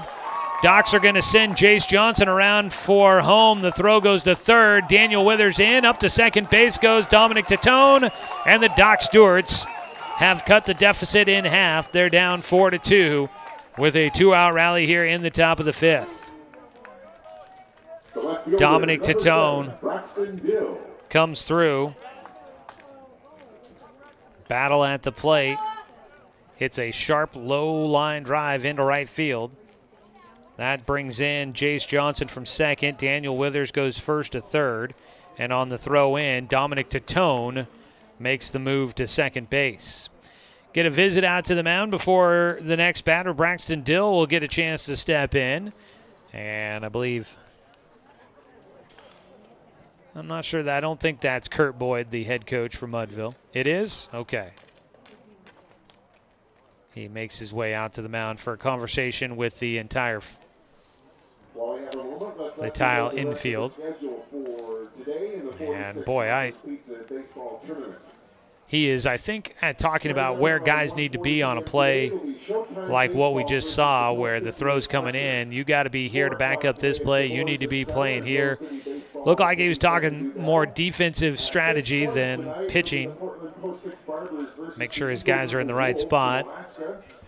May also be buying time for an arm thrown in the bullpen for Mudville. Got a lefty out there throwing. That looks like it's Jack Horton out there throwing in the bullpen for Mudville. 2 outs here in the top of the 5th inning. Doc Stewarts have scored twice, and they trail 4-2. First pitch to Braxton Dill is high for a 1-0 count.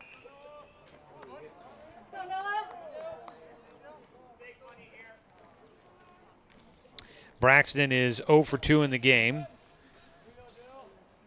Hit a tapper down the first base line in his last at-bat. Takes a breaking ball that touches the top of the zone. He was out in front of it, got it off the end of the barrel, right off the cap there. Dribbled down the first base side. And they made the play at first to get him. The 1-1, breaking ball again from Kimura. That one slices through the heart of the zone. 1-2 count for Braxton Dill with 2 down. At third base is Daniel Withers. At second base, Dominic Tourn. Good enough speed on the bases to be able to score on a base hit. A 1-2 is low for a 2-2 count.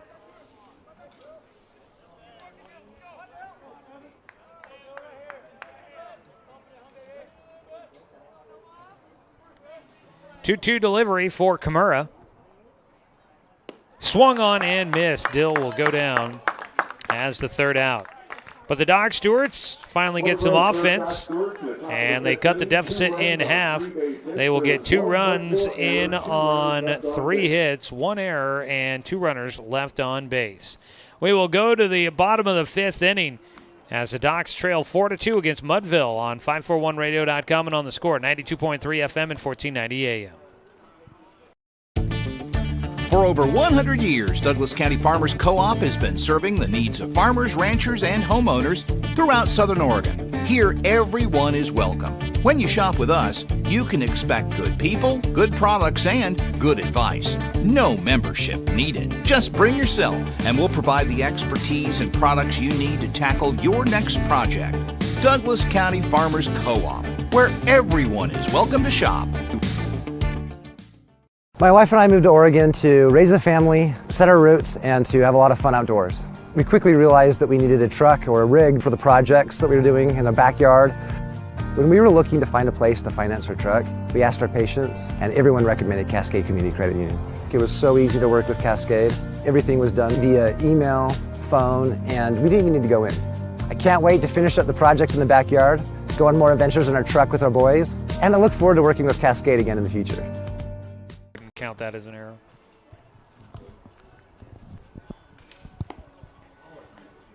We go to the bottom of the 5th inning. Doc Stewart's trailing 4-2 against Mudville 9 out of the Seattle metropolitan area. The Travel Ball Club is the designated home team. We'll come up to bat here in the bottom of the 5th with Colin Patrick, the first baseman, 0 for 2 today. Reached on an error and a fielder's choice, does have an RBI. Faces Blake Withers into his 5th inning of work. First pitch swinging, and Patrick pops this one high up into the air. Cade Johnson, the shortstop, waiting for it to come down, makes the squeeze. 1 away. Docs Baseball today brought to you by Cascade Community Credit Union, belong to Douglas County. Number 50, third baseman Ben Nielsen. 1 out, it'll be Ben Nielsen to bat. He is 0 for 2 today. Fielder's choice in the first inning to end things. Struck out looking in the second. The third baseman takes high and inside from Blake Withers for ball 1.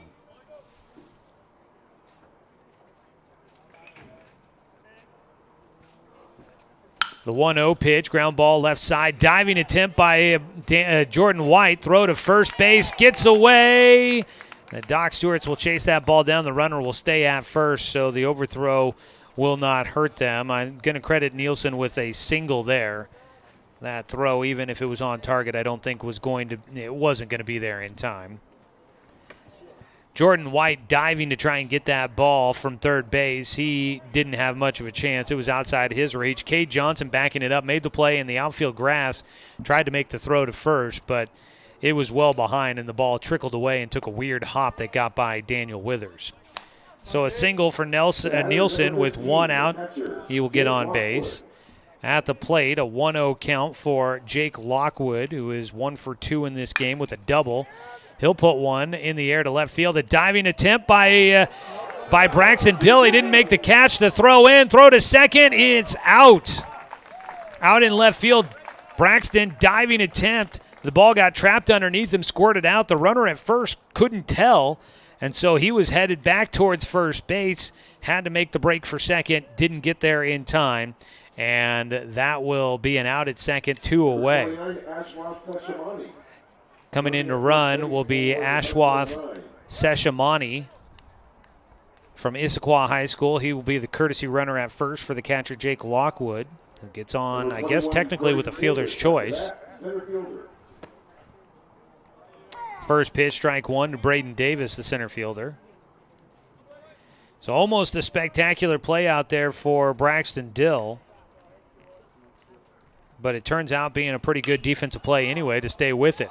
Pop up on the infield for Braden Davis. Sebastian Watson gets underneath it. And the Doc Stewarts will keep Mudville off the 9 in kind of an eventful defensive bottom of the 5th inning. No runs on 1 hit. There were no errors, and there was 1 runner left on base. We go to the top of the 6th inning. Doc Stewarts trail 4-2 as we get to the late stages of this one on 541radio.com and on the score, 92.3 FM and 1490 AM. Deciding where to purchase your next vehicle is just as important as the vehicle itself. At Roseburg Honda, our seasoned staff is dedicated to matching you with the right car. From sales to service, our goal is to make sure all of your needs are met, and you leave our dealership feeling good every time you visit. No need to waste your valuable time driving up and down the freeway when the ultimate car buying experience is right here at home. Roseburg Honda. We treat you like family. Hundreds of years before county boundaries were drawn, the Cow Creek Umpqua tribe lived on Southern Oregon lands. The Cow Creek were known then for their sense of community. They still are. Today, the success of their world-class casino resort and other Cow Creek businesses benefit our communities. The Cow Creek Foundation has given over $20 million to Southern Oregon charities. The Cow Creek Umpqua tribe, a Southern Oregon tribe and a giving people.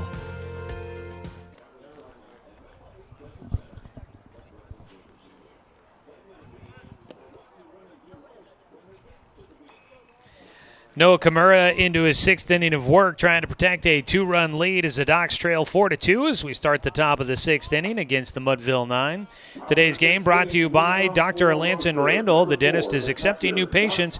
Call him at 541-378-6694. Knox Hubbard leading things off, 0 for 2 today for him. Docs with 4 hits in the ballgame.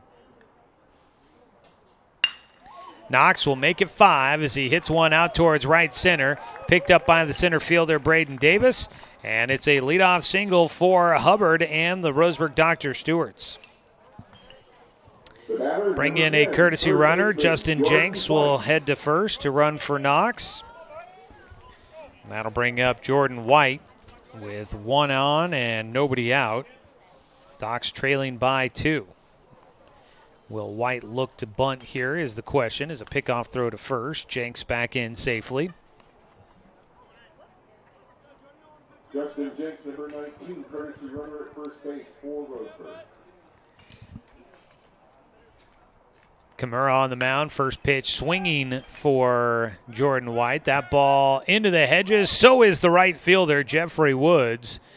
Goes into the bushes down that right field side, bounces off of him as that ball went out of play for strike 1 to Jordan White.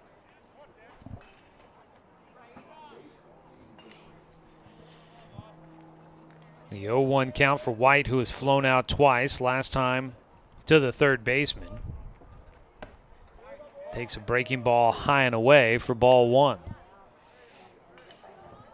Well, first score from the tournament down in Roseburg, that 4th of July tournament hosted by the Pepsi Bottle Caps. The Eugene Ole Athletics 7-5 over the Grants Pass Miners today. Starting out play down there. It's the Eugene club there, the single A club for the Emerald Challengers, the host of this Papa's Pizza tournament that we're in up here in Eugene. 1-1 pitch. White fouled that one off.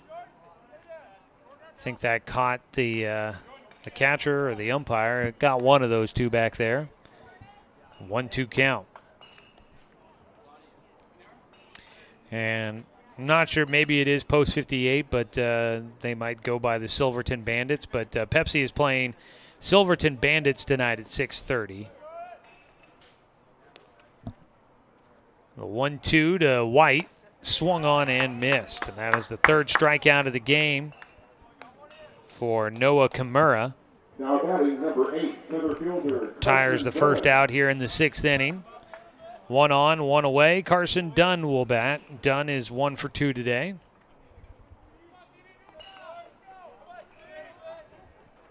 Carson had the first hit of the ball game. Every first hit for the Doc Stewarts is brought to you by MSK True Value, making sure that you don't swing and miss on your next home project. MSK True Value and Building Supply, located in Myrtle Creek and Tri-City. The 1-0 to Dunn. Ground ball left side. That's a base hit again. 2 hits today for Dunn. It's into left field. Going to third goes Jenks. The throw in will go towards third, and that allows Carson Dunn running up to second. And the Doc Stewarts will have runners at second and third with 1 out, and the top of the order coming up. Top of the order for the Roseburg Doc Stewarts. Number 1, shortstop, Kate Johnson. Cade Johnson 1 for 3 today with a hard hit single his last time up. Docs have the game tying run at second base here in the top of the 6th. We are an hour and 23 minutes into this ball game. 1:30 will be our 2-hour time limit today. So we've got time, it looks like, to get all 7 innings in, it seems. First pitch to Cade Johnson, hits the outside corner for a strike. 4th time through the lineup here for the Docs as they start this 6th inning.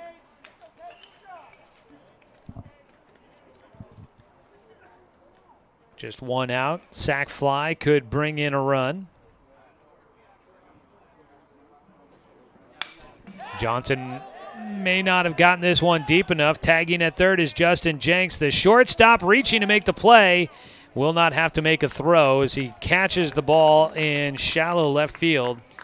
Daniel Perez, he almost didn't make that play. Probably one that would have been better to let Tyler Griffin make the play on, the left fielder. But the shortstop felt like he had the better look at it. He makes the snag for the out. 2 down, Sebastian Watson will try to come up with the big hit here to see if the Doc Stewarts can tie this one up. They've got the game-tying run at second. First pitch to Watson, low for ball 1.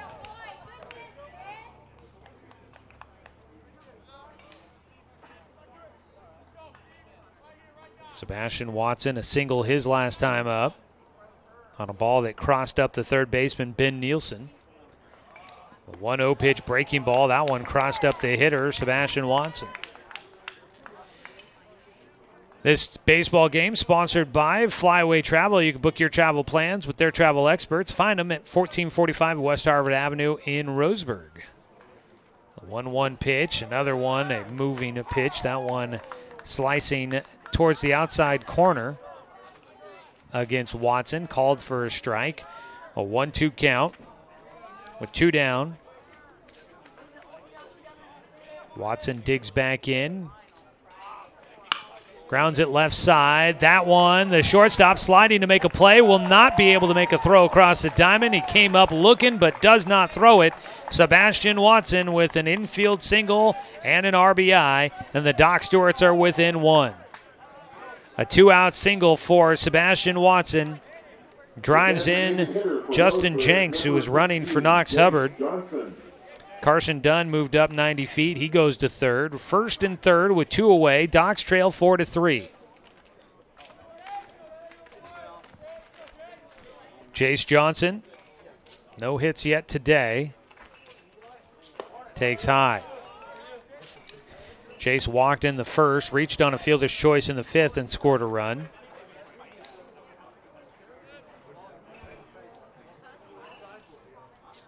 Docs down by 1. Game-tying run now at third. Just outside to Jace, a 2-0 count. We did see a lefty throwing in the bullpen for Mudville earlier.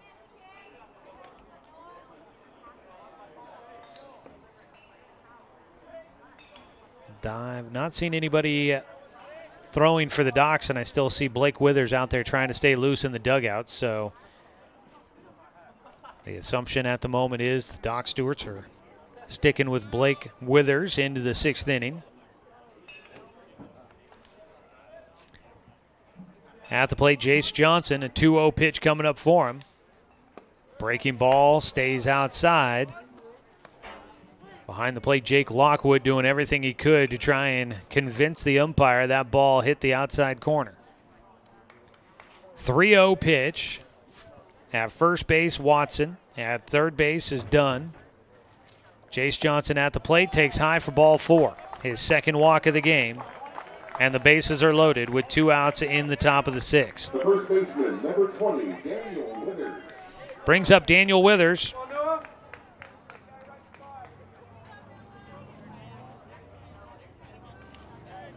First walk since the first inning for Noah Kimura, his 3rd in the ball game.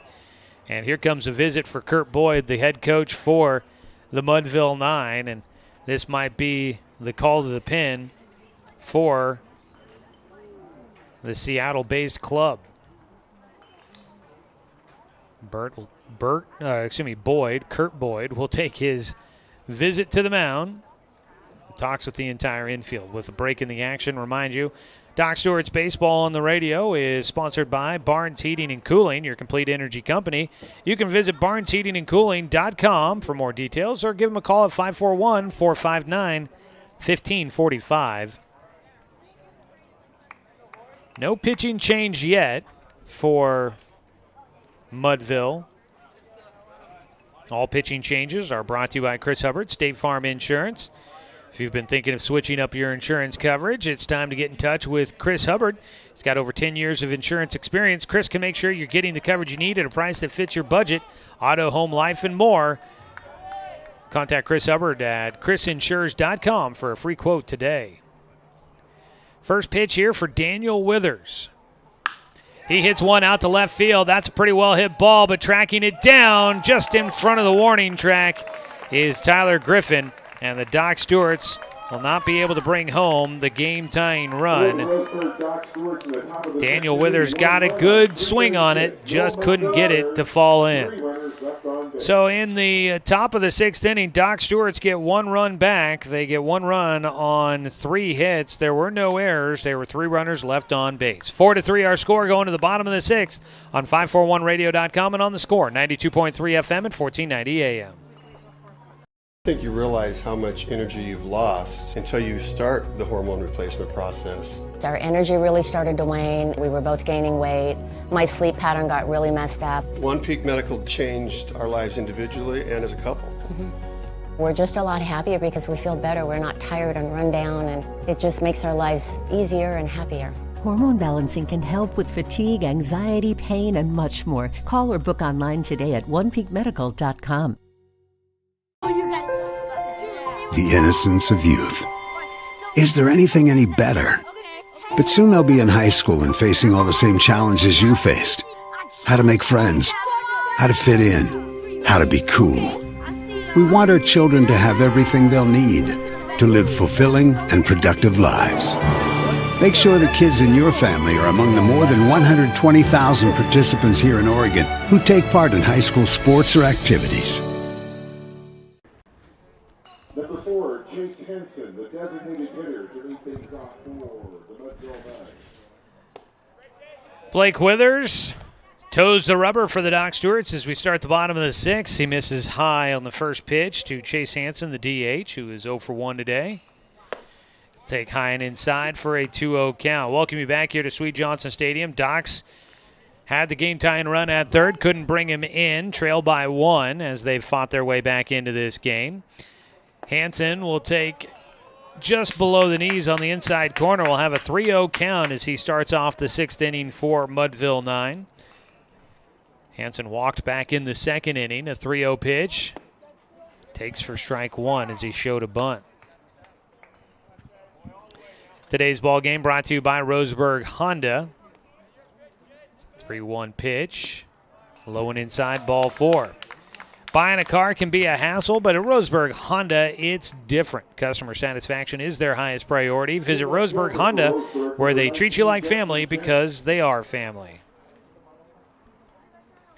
Walk issued by Blake Withers. Second baseman, Deto Atsumi. That is just the second walk issued by Withers. Hideto Atsumi will bat, and he tried to lay down a sac bunt. He will push it foul down the third base side. An 0-1 count to start. Atsumi had a base hit to left field in the second inning to pick up an RBI. Then later scored on what was ruled an error by catcher Knox Hubbard on a ball that popped out of the glove as he tried to play the tag. Atsumi squares the bunt, pulls it back. He'll slap it right side. Watson to Johnson. Back to Withers. No, they can't get the double play. They get the lead runner, though. 1 away. Atsumi switches places with Chase Hansen. Now batting number 24. A long double play turn. The ball taking Watson towards first base. Fielded, made a quick throw to second, a quick turn by Johnson, but out of the left-handed batter's box, Atsumi quick down the line, and he gets on safely. First pitch outside to Daniel Perez.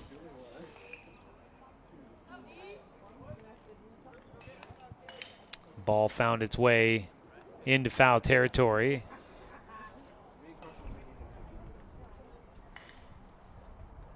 From some dad and a youngster playing catch over in foul territory beyond the hedges over there on the right side. That stops play for a moment.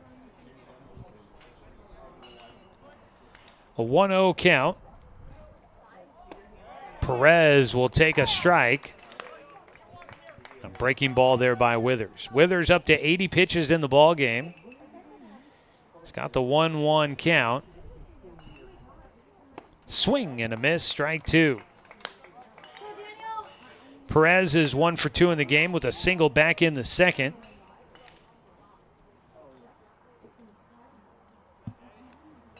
Withers 1-2 pitch, knocked down by Hubbard. That holds the runner Atsumi at first.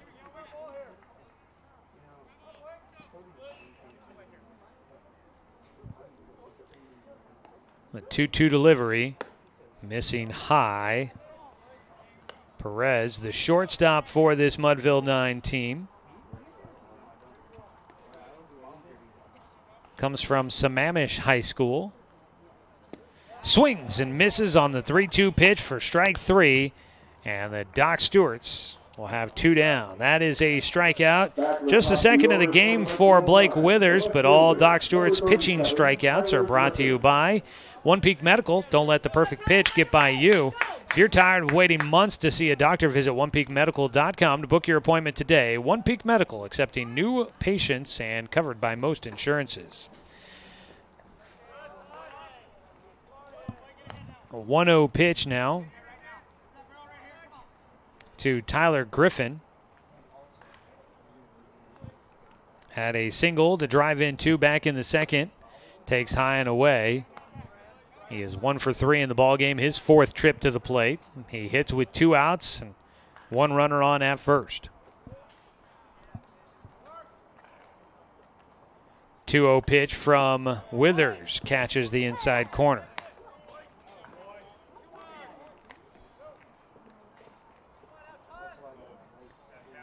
Doc's trailing 4-3 here in the bottom of the 6th inning. The 2-1.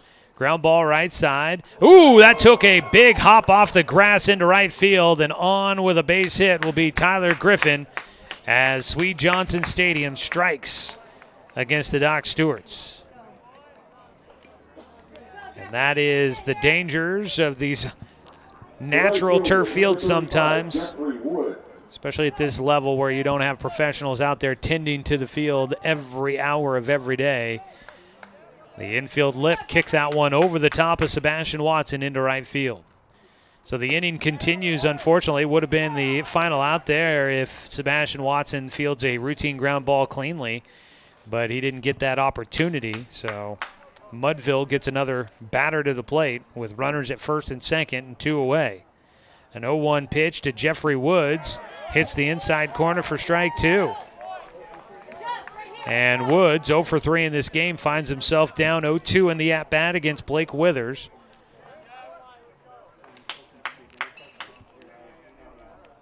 The 0-2 pitch swung on, a foul ball first base side. Stays an 0-2 count.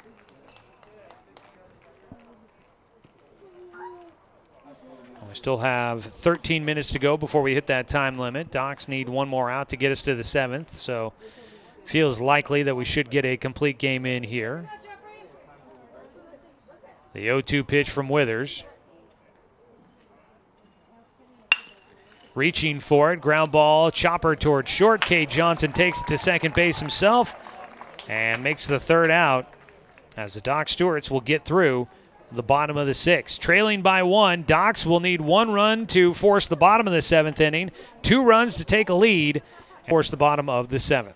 Trailing 4-3, Docs coming up to bat in the top of the 7th on 541radio.com and on the Score, 92.3 FM and 1490 AM. Years before county boundaries were drawn, the Cow Creek Umpqua tribe lived on Southern Oregon lands. The Cow Creek were known then for their sense of community. They still are. Today, the success of their world-class casino resort and other Cow Creek businesses benefit our communities. The Cow Creek Foundation has given over $20 million to Southern Oregon charities. The Cow Creek Umpqua tribe, a Southern Oregon tribe and a giving people.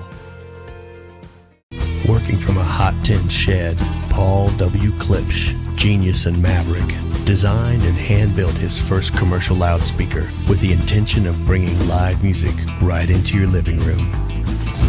Today, we still make them like we used to. By hand, with passion, with pride. Klipsch Heritage Loudspeakers. Give Klipsch Heritage speakers a listen at Good Vibrations, top of the hill, Northeast Stevens in Roseburg.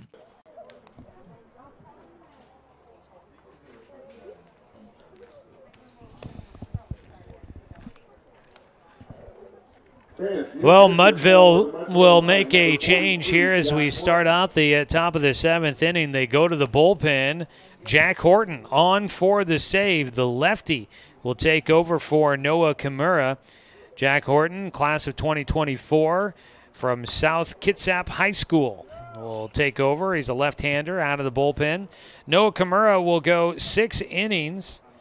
He gives up 3 runs on 7 hits.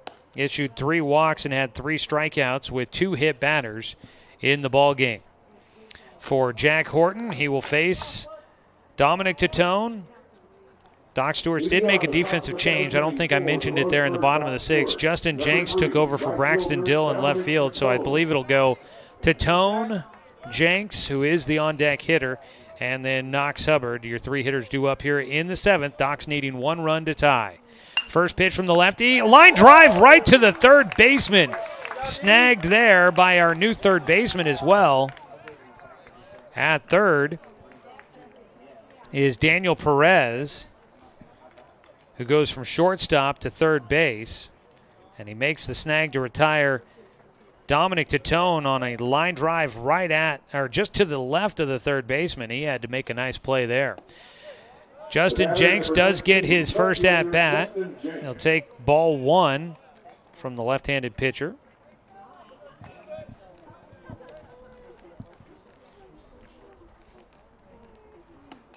The 1-0 pitch hits the inside corner for a 1-1 count to Justin Jenks.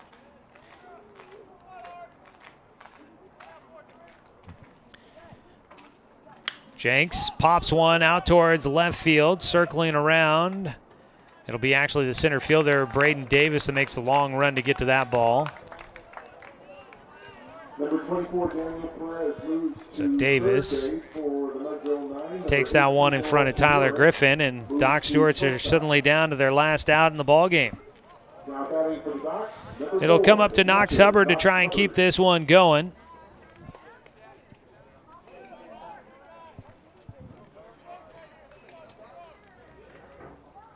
On the mound, Jack Horton. This is a save situation, coming in with a 1-run ball game.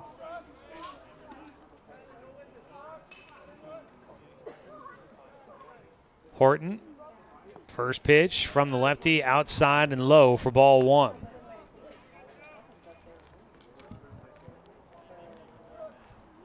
I believe that Kimura might have gone to shortstop. The 1-0 pitch is high. 2-0 count. So Kimura comes off the mound, takes over at short.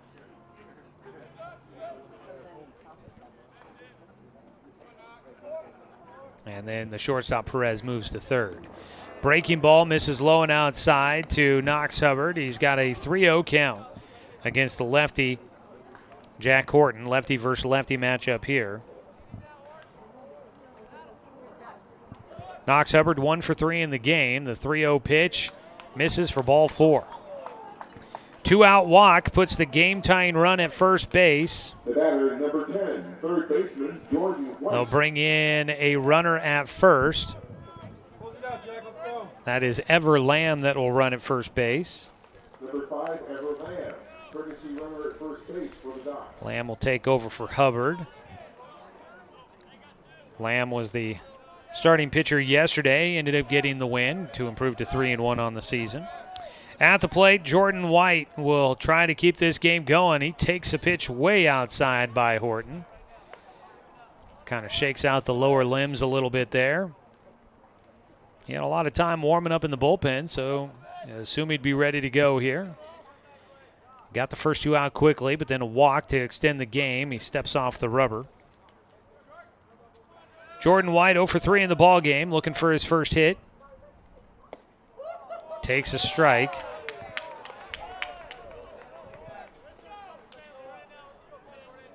Doc Stewarts need a run to keep this game going. The 1-1 for Horton. High and away. 2 balls, 1 strike with 2 away.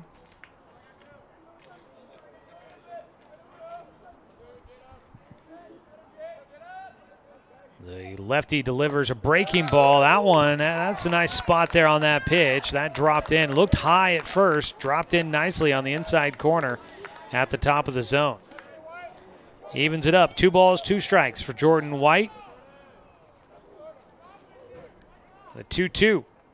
Breaking ball. White does a nice job to fight it off and stay alive at the plate.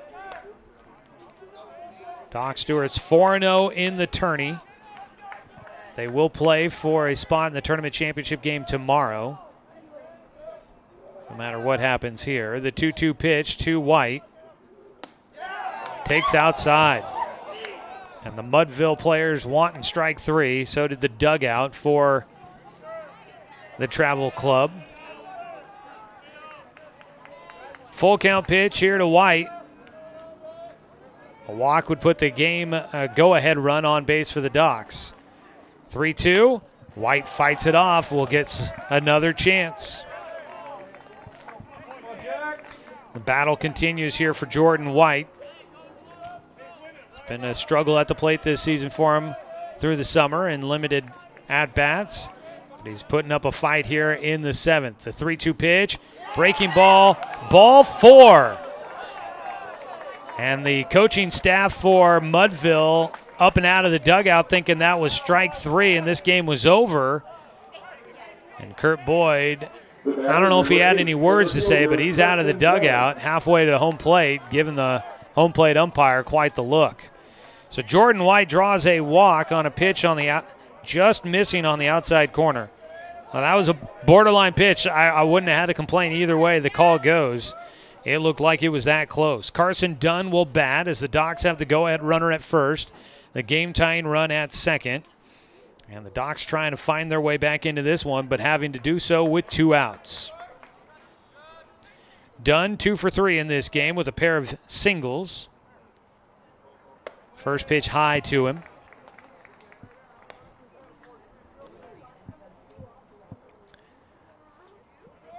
So the Docs making things interesting here in the 7th inning.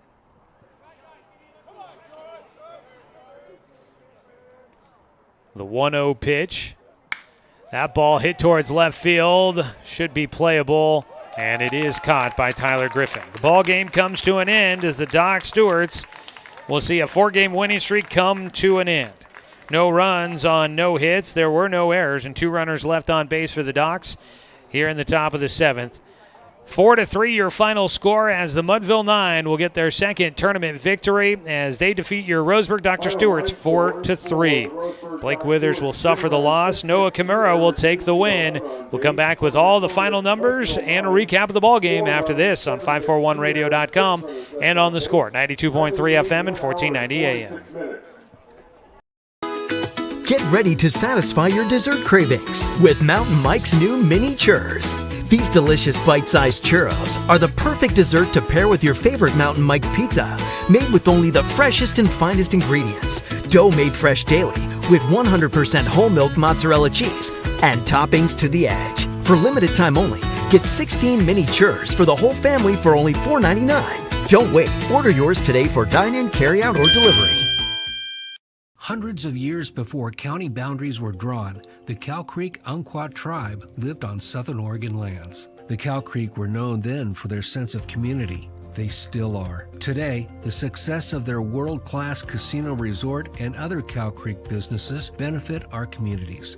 The Cow Creek Foundation has given over $20 million to Southern Oregon charities. The Cow Creek Umpqua Tribe, a Southern Oregon tribe and a giving people. Next game will start at 1:40.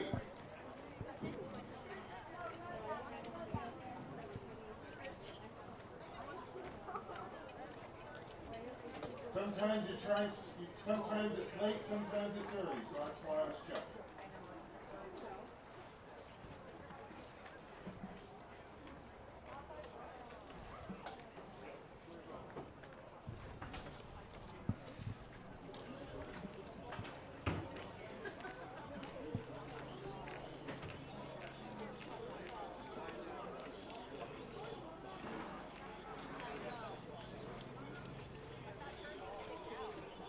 Chris. 2016, I got lymphoma stage 3 cancer and went through radiation for 6 months. I was exhausted all the time, and that's when I found One Peak Medical. My family life got better because I was more attentive and more energy. Because of One Peak Medical, I'm back doing everything I love to do. Hormone balancing can help with fatigue, anxiety, pain, and much more. Call or book online today at onepeakmedical.com.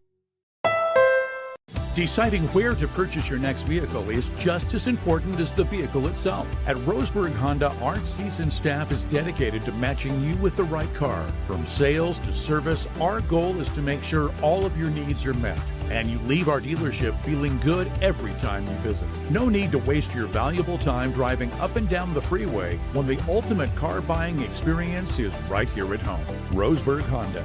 We treat you like family. Get ready to satisfy your dessert cravings with Mountain Mike's new mini churros.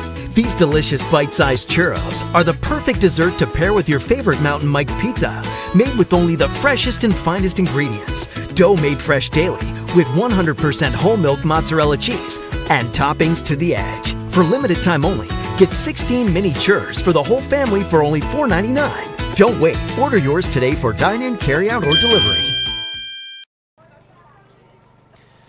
Back here at Sweet Johnson Stadium to wrap things up today as your Roseburg Dr. Stewarts will fall to the Mudville 9. 4-3 your final score as Mudville uses one inning to pull ahead 4-0 over the Docs. The Docs did what they could to try and climb their way back into this ball game, but they could not bring home the game-tying run.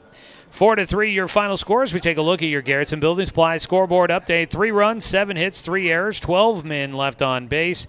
For Mudville, 4 runs, 7 hits, 1 error, and 7 men left on base for Mudville as they will pick up the win. Noah Kimura gets the victory. Blake Withers will take the loss to fall to 0-1 on the season. And the Doc Stewarts will go to 14-7 on the year. Their 4-game winning streak comes to an end. And for Mudville, they've got a 2-game winning streak as they are now 18-14-3 on the season. Mudville scored all 4 runs in the bottom of the second inning. 4 runs on 4 hits, 2 Docs errors, and 2 runners left on base. Docs got 2 back in the top of the 5th inning. Dominic Tourn had an RBI single in there. And the Doc Stewarts also getting a run on an error in that 5th inning. And then the Docs would get 1 more run in the 6th inning on a single by Sebastian Watson. And that was all they'd get, but they leave 1, 2, 3, 4, 5, 6, 7, 8 runners left on base in scoring position. So the Doc Stewarts just kind of could not come up with the hit they needed to with runners in scoring position. And that ends up costly today as they had a chance to try and put up some runs pretty big and a chance to try and come back in this ball game and pick up the win. That second inning when they gave up the 4 runs to Mudville as well, a couple of errors in that inning that could have helped the Docs get out of things a little bit sooner than they did. Final score again, 4-3. We'll go ahead and take a 2-minute timeout. When we come back, we will take a look at the numbers from this one, and we'll name your Mountain Mike's Pizza player of the game. Stick around for that here on 541radio.com and on The Score, 92.3 FM and 1490 AM. Chris, 2016, I got lymphoma stage 3 cancer and went through radiation for 6 months. I was exhausted all the time, and that's when I found One Peak Medical. My family life got better because I was more attentive and more energy. Because of One Peak Medical, I'm back doing everything I love to do. Hormone balancing can help with fatigue, anxiety, pain, and much more. Call or book online today at onepeakmedical.com.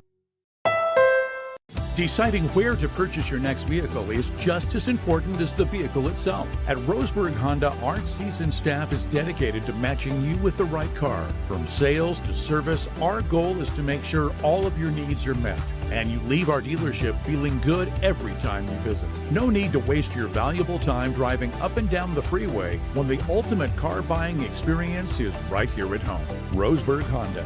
We treat you like family.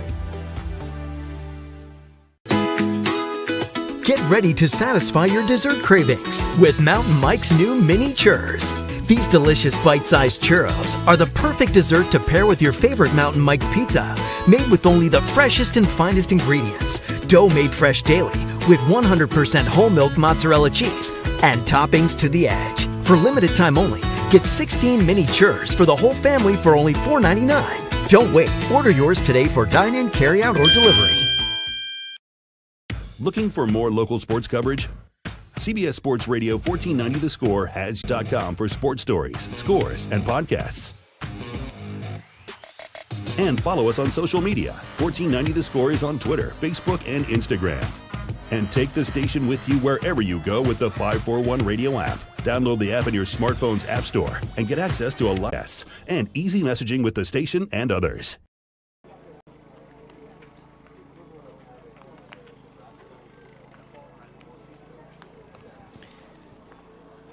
Back here in Eugene as the sun starts poking through the clouds for the afternoon, as they will get a chance to heat up a little bit and enjoy a little bit of sunshine here for the rest of the games. They've got, let's take a look-see here. So the Doc Stewarts playing against Mudville, falling in this one 4-3. You've got 4 games left on the schedule here today. Up next is Showtime and the Post 58 Crushers. That one coming up here in just a little while at 1:40. So the Doc Stewarts, they don't know who they'll play tomorrow, but they know when they'll play. They'll be playing in the matchup for one of the 2 matchups that'll determine our teams to play in the championship game coming up tomorrow evening at 4:30. So the Doc Stewarts today, they fall against Mudville. They get 3 runs on 7 hits. It'll be Blake Withers, who unfortunately takes a loss in a pretty well-pitched game. The 4 runs that came in, I got to figure, are not all going to go as earned runs. I would hope not, at least. Definitely were some moments where the Doc Stewarts should have been out of that inning and probably limited the damage in that one and just did not. But 7 innings work for Blake, or excuse me, make that 6 innings work for Blake Withers. He pitched 4 runs, 7 hits, 2 walks, and 2 strikeouts for Withers. All strikeouts by Doc's pitchers are brought to you by One Peak Medical. Visit onepeakmedical.com to book an appointment today.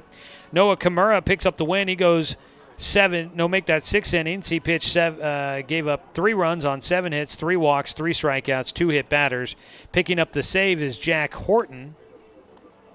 Horton pitches the 7th inning. He does not give up a run, no hits, 2 walks, no strikeouts in the 1 inning of work to pick up the save.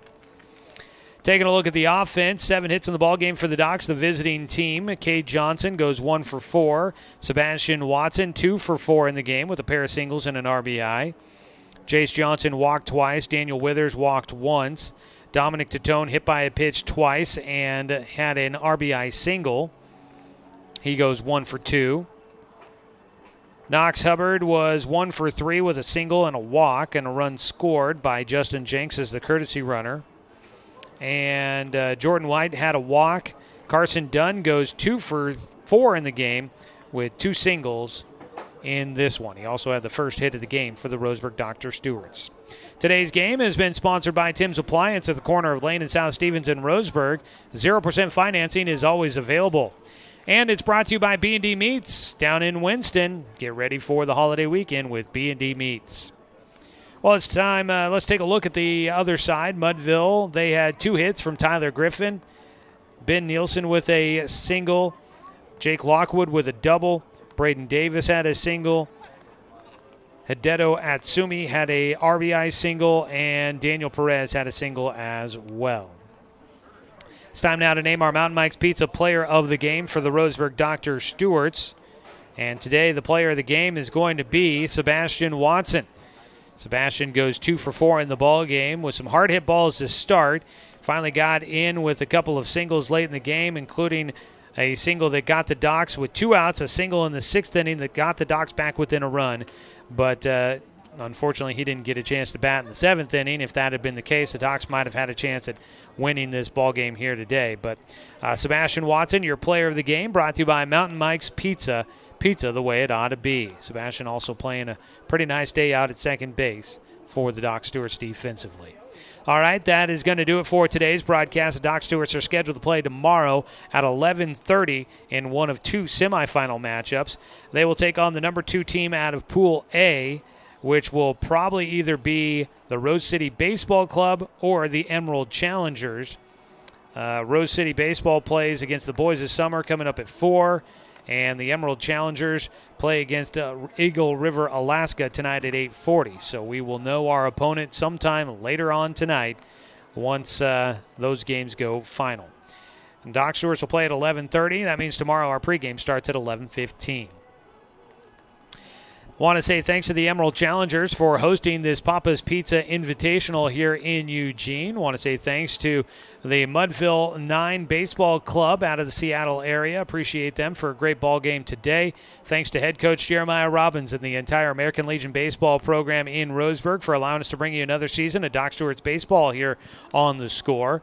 Want to say thanks to Abby Knight back in the studio for the radio production here this morning. I was going to say this evening, this morning and afternoon. Thanks so much, Abby. And thanks to you, the listener, for tuning in for today's broadcast because, of course, without you, I'm just a guy sitting here talking to myself. I'm Joey Keyran. We'll catch up tomorrow for another 11 o'clock-ish start time.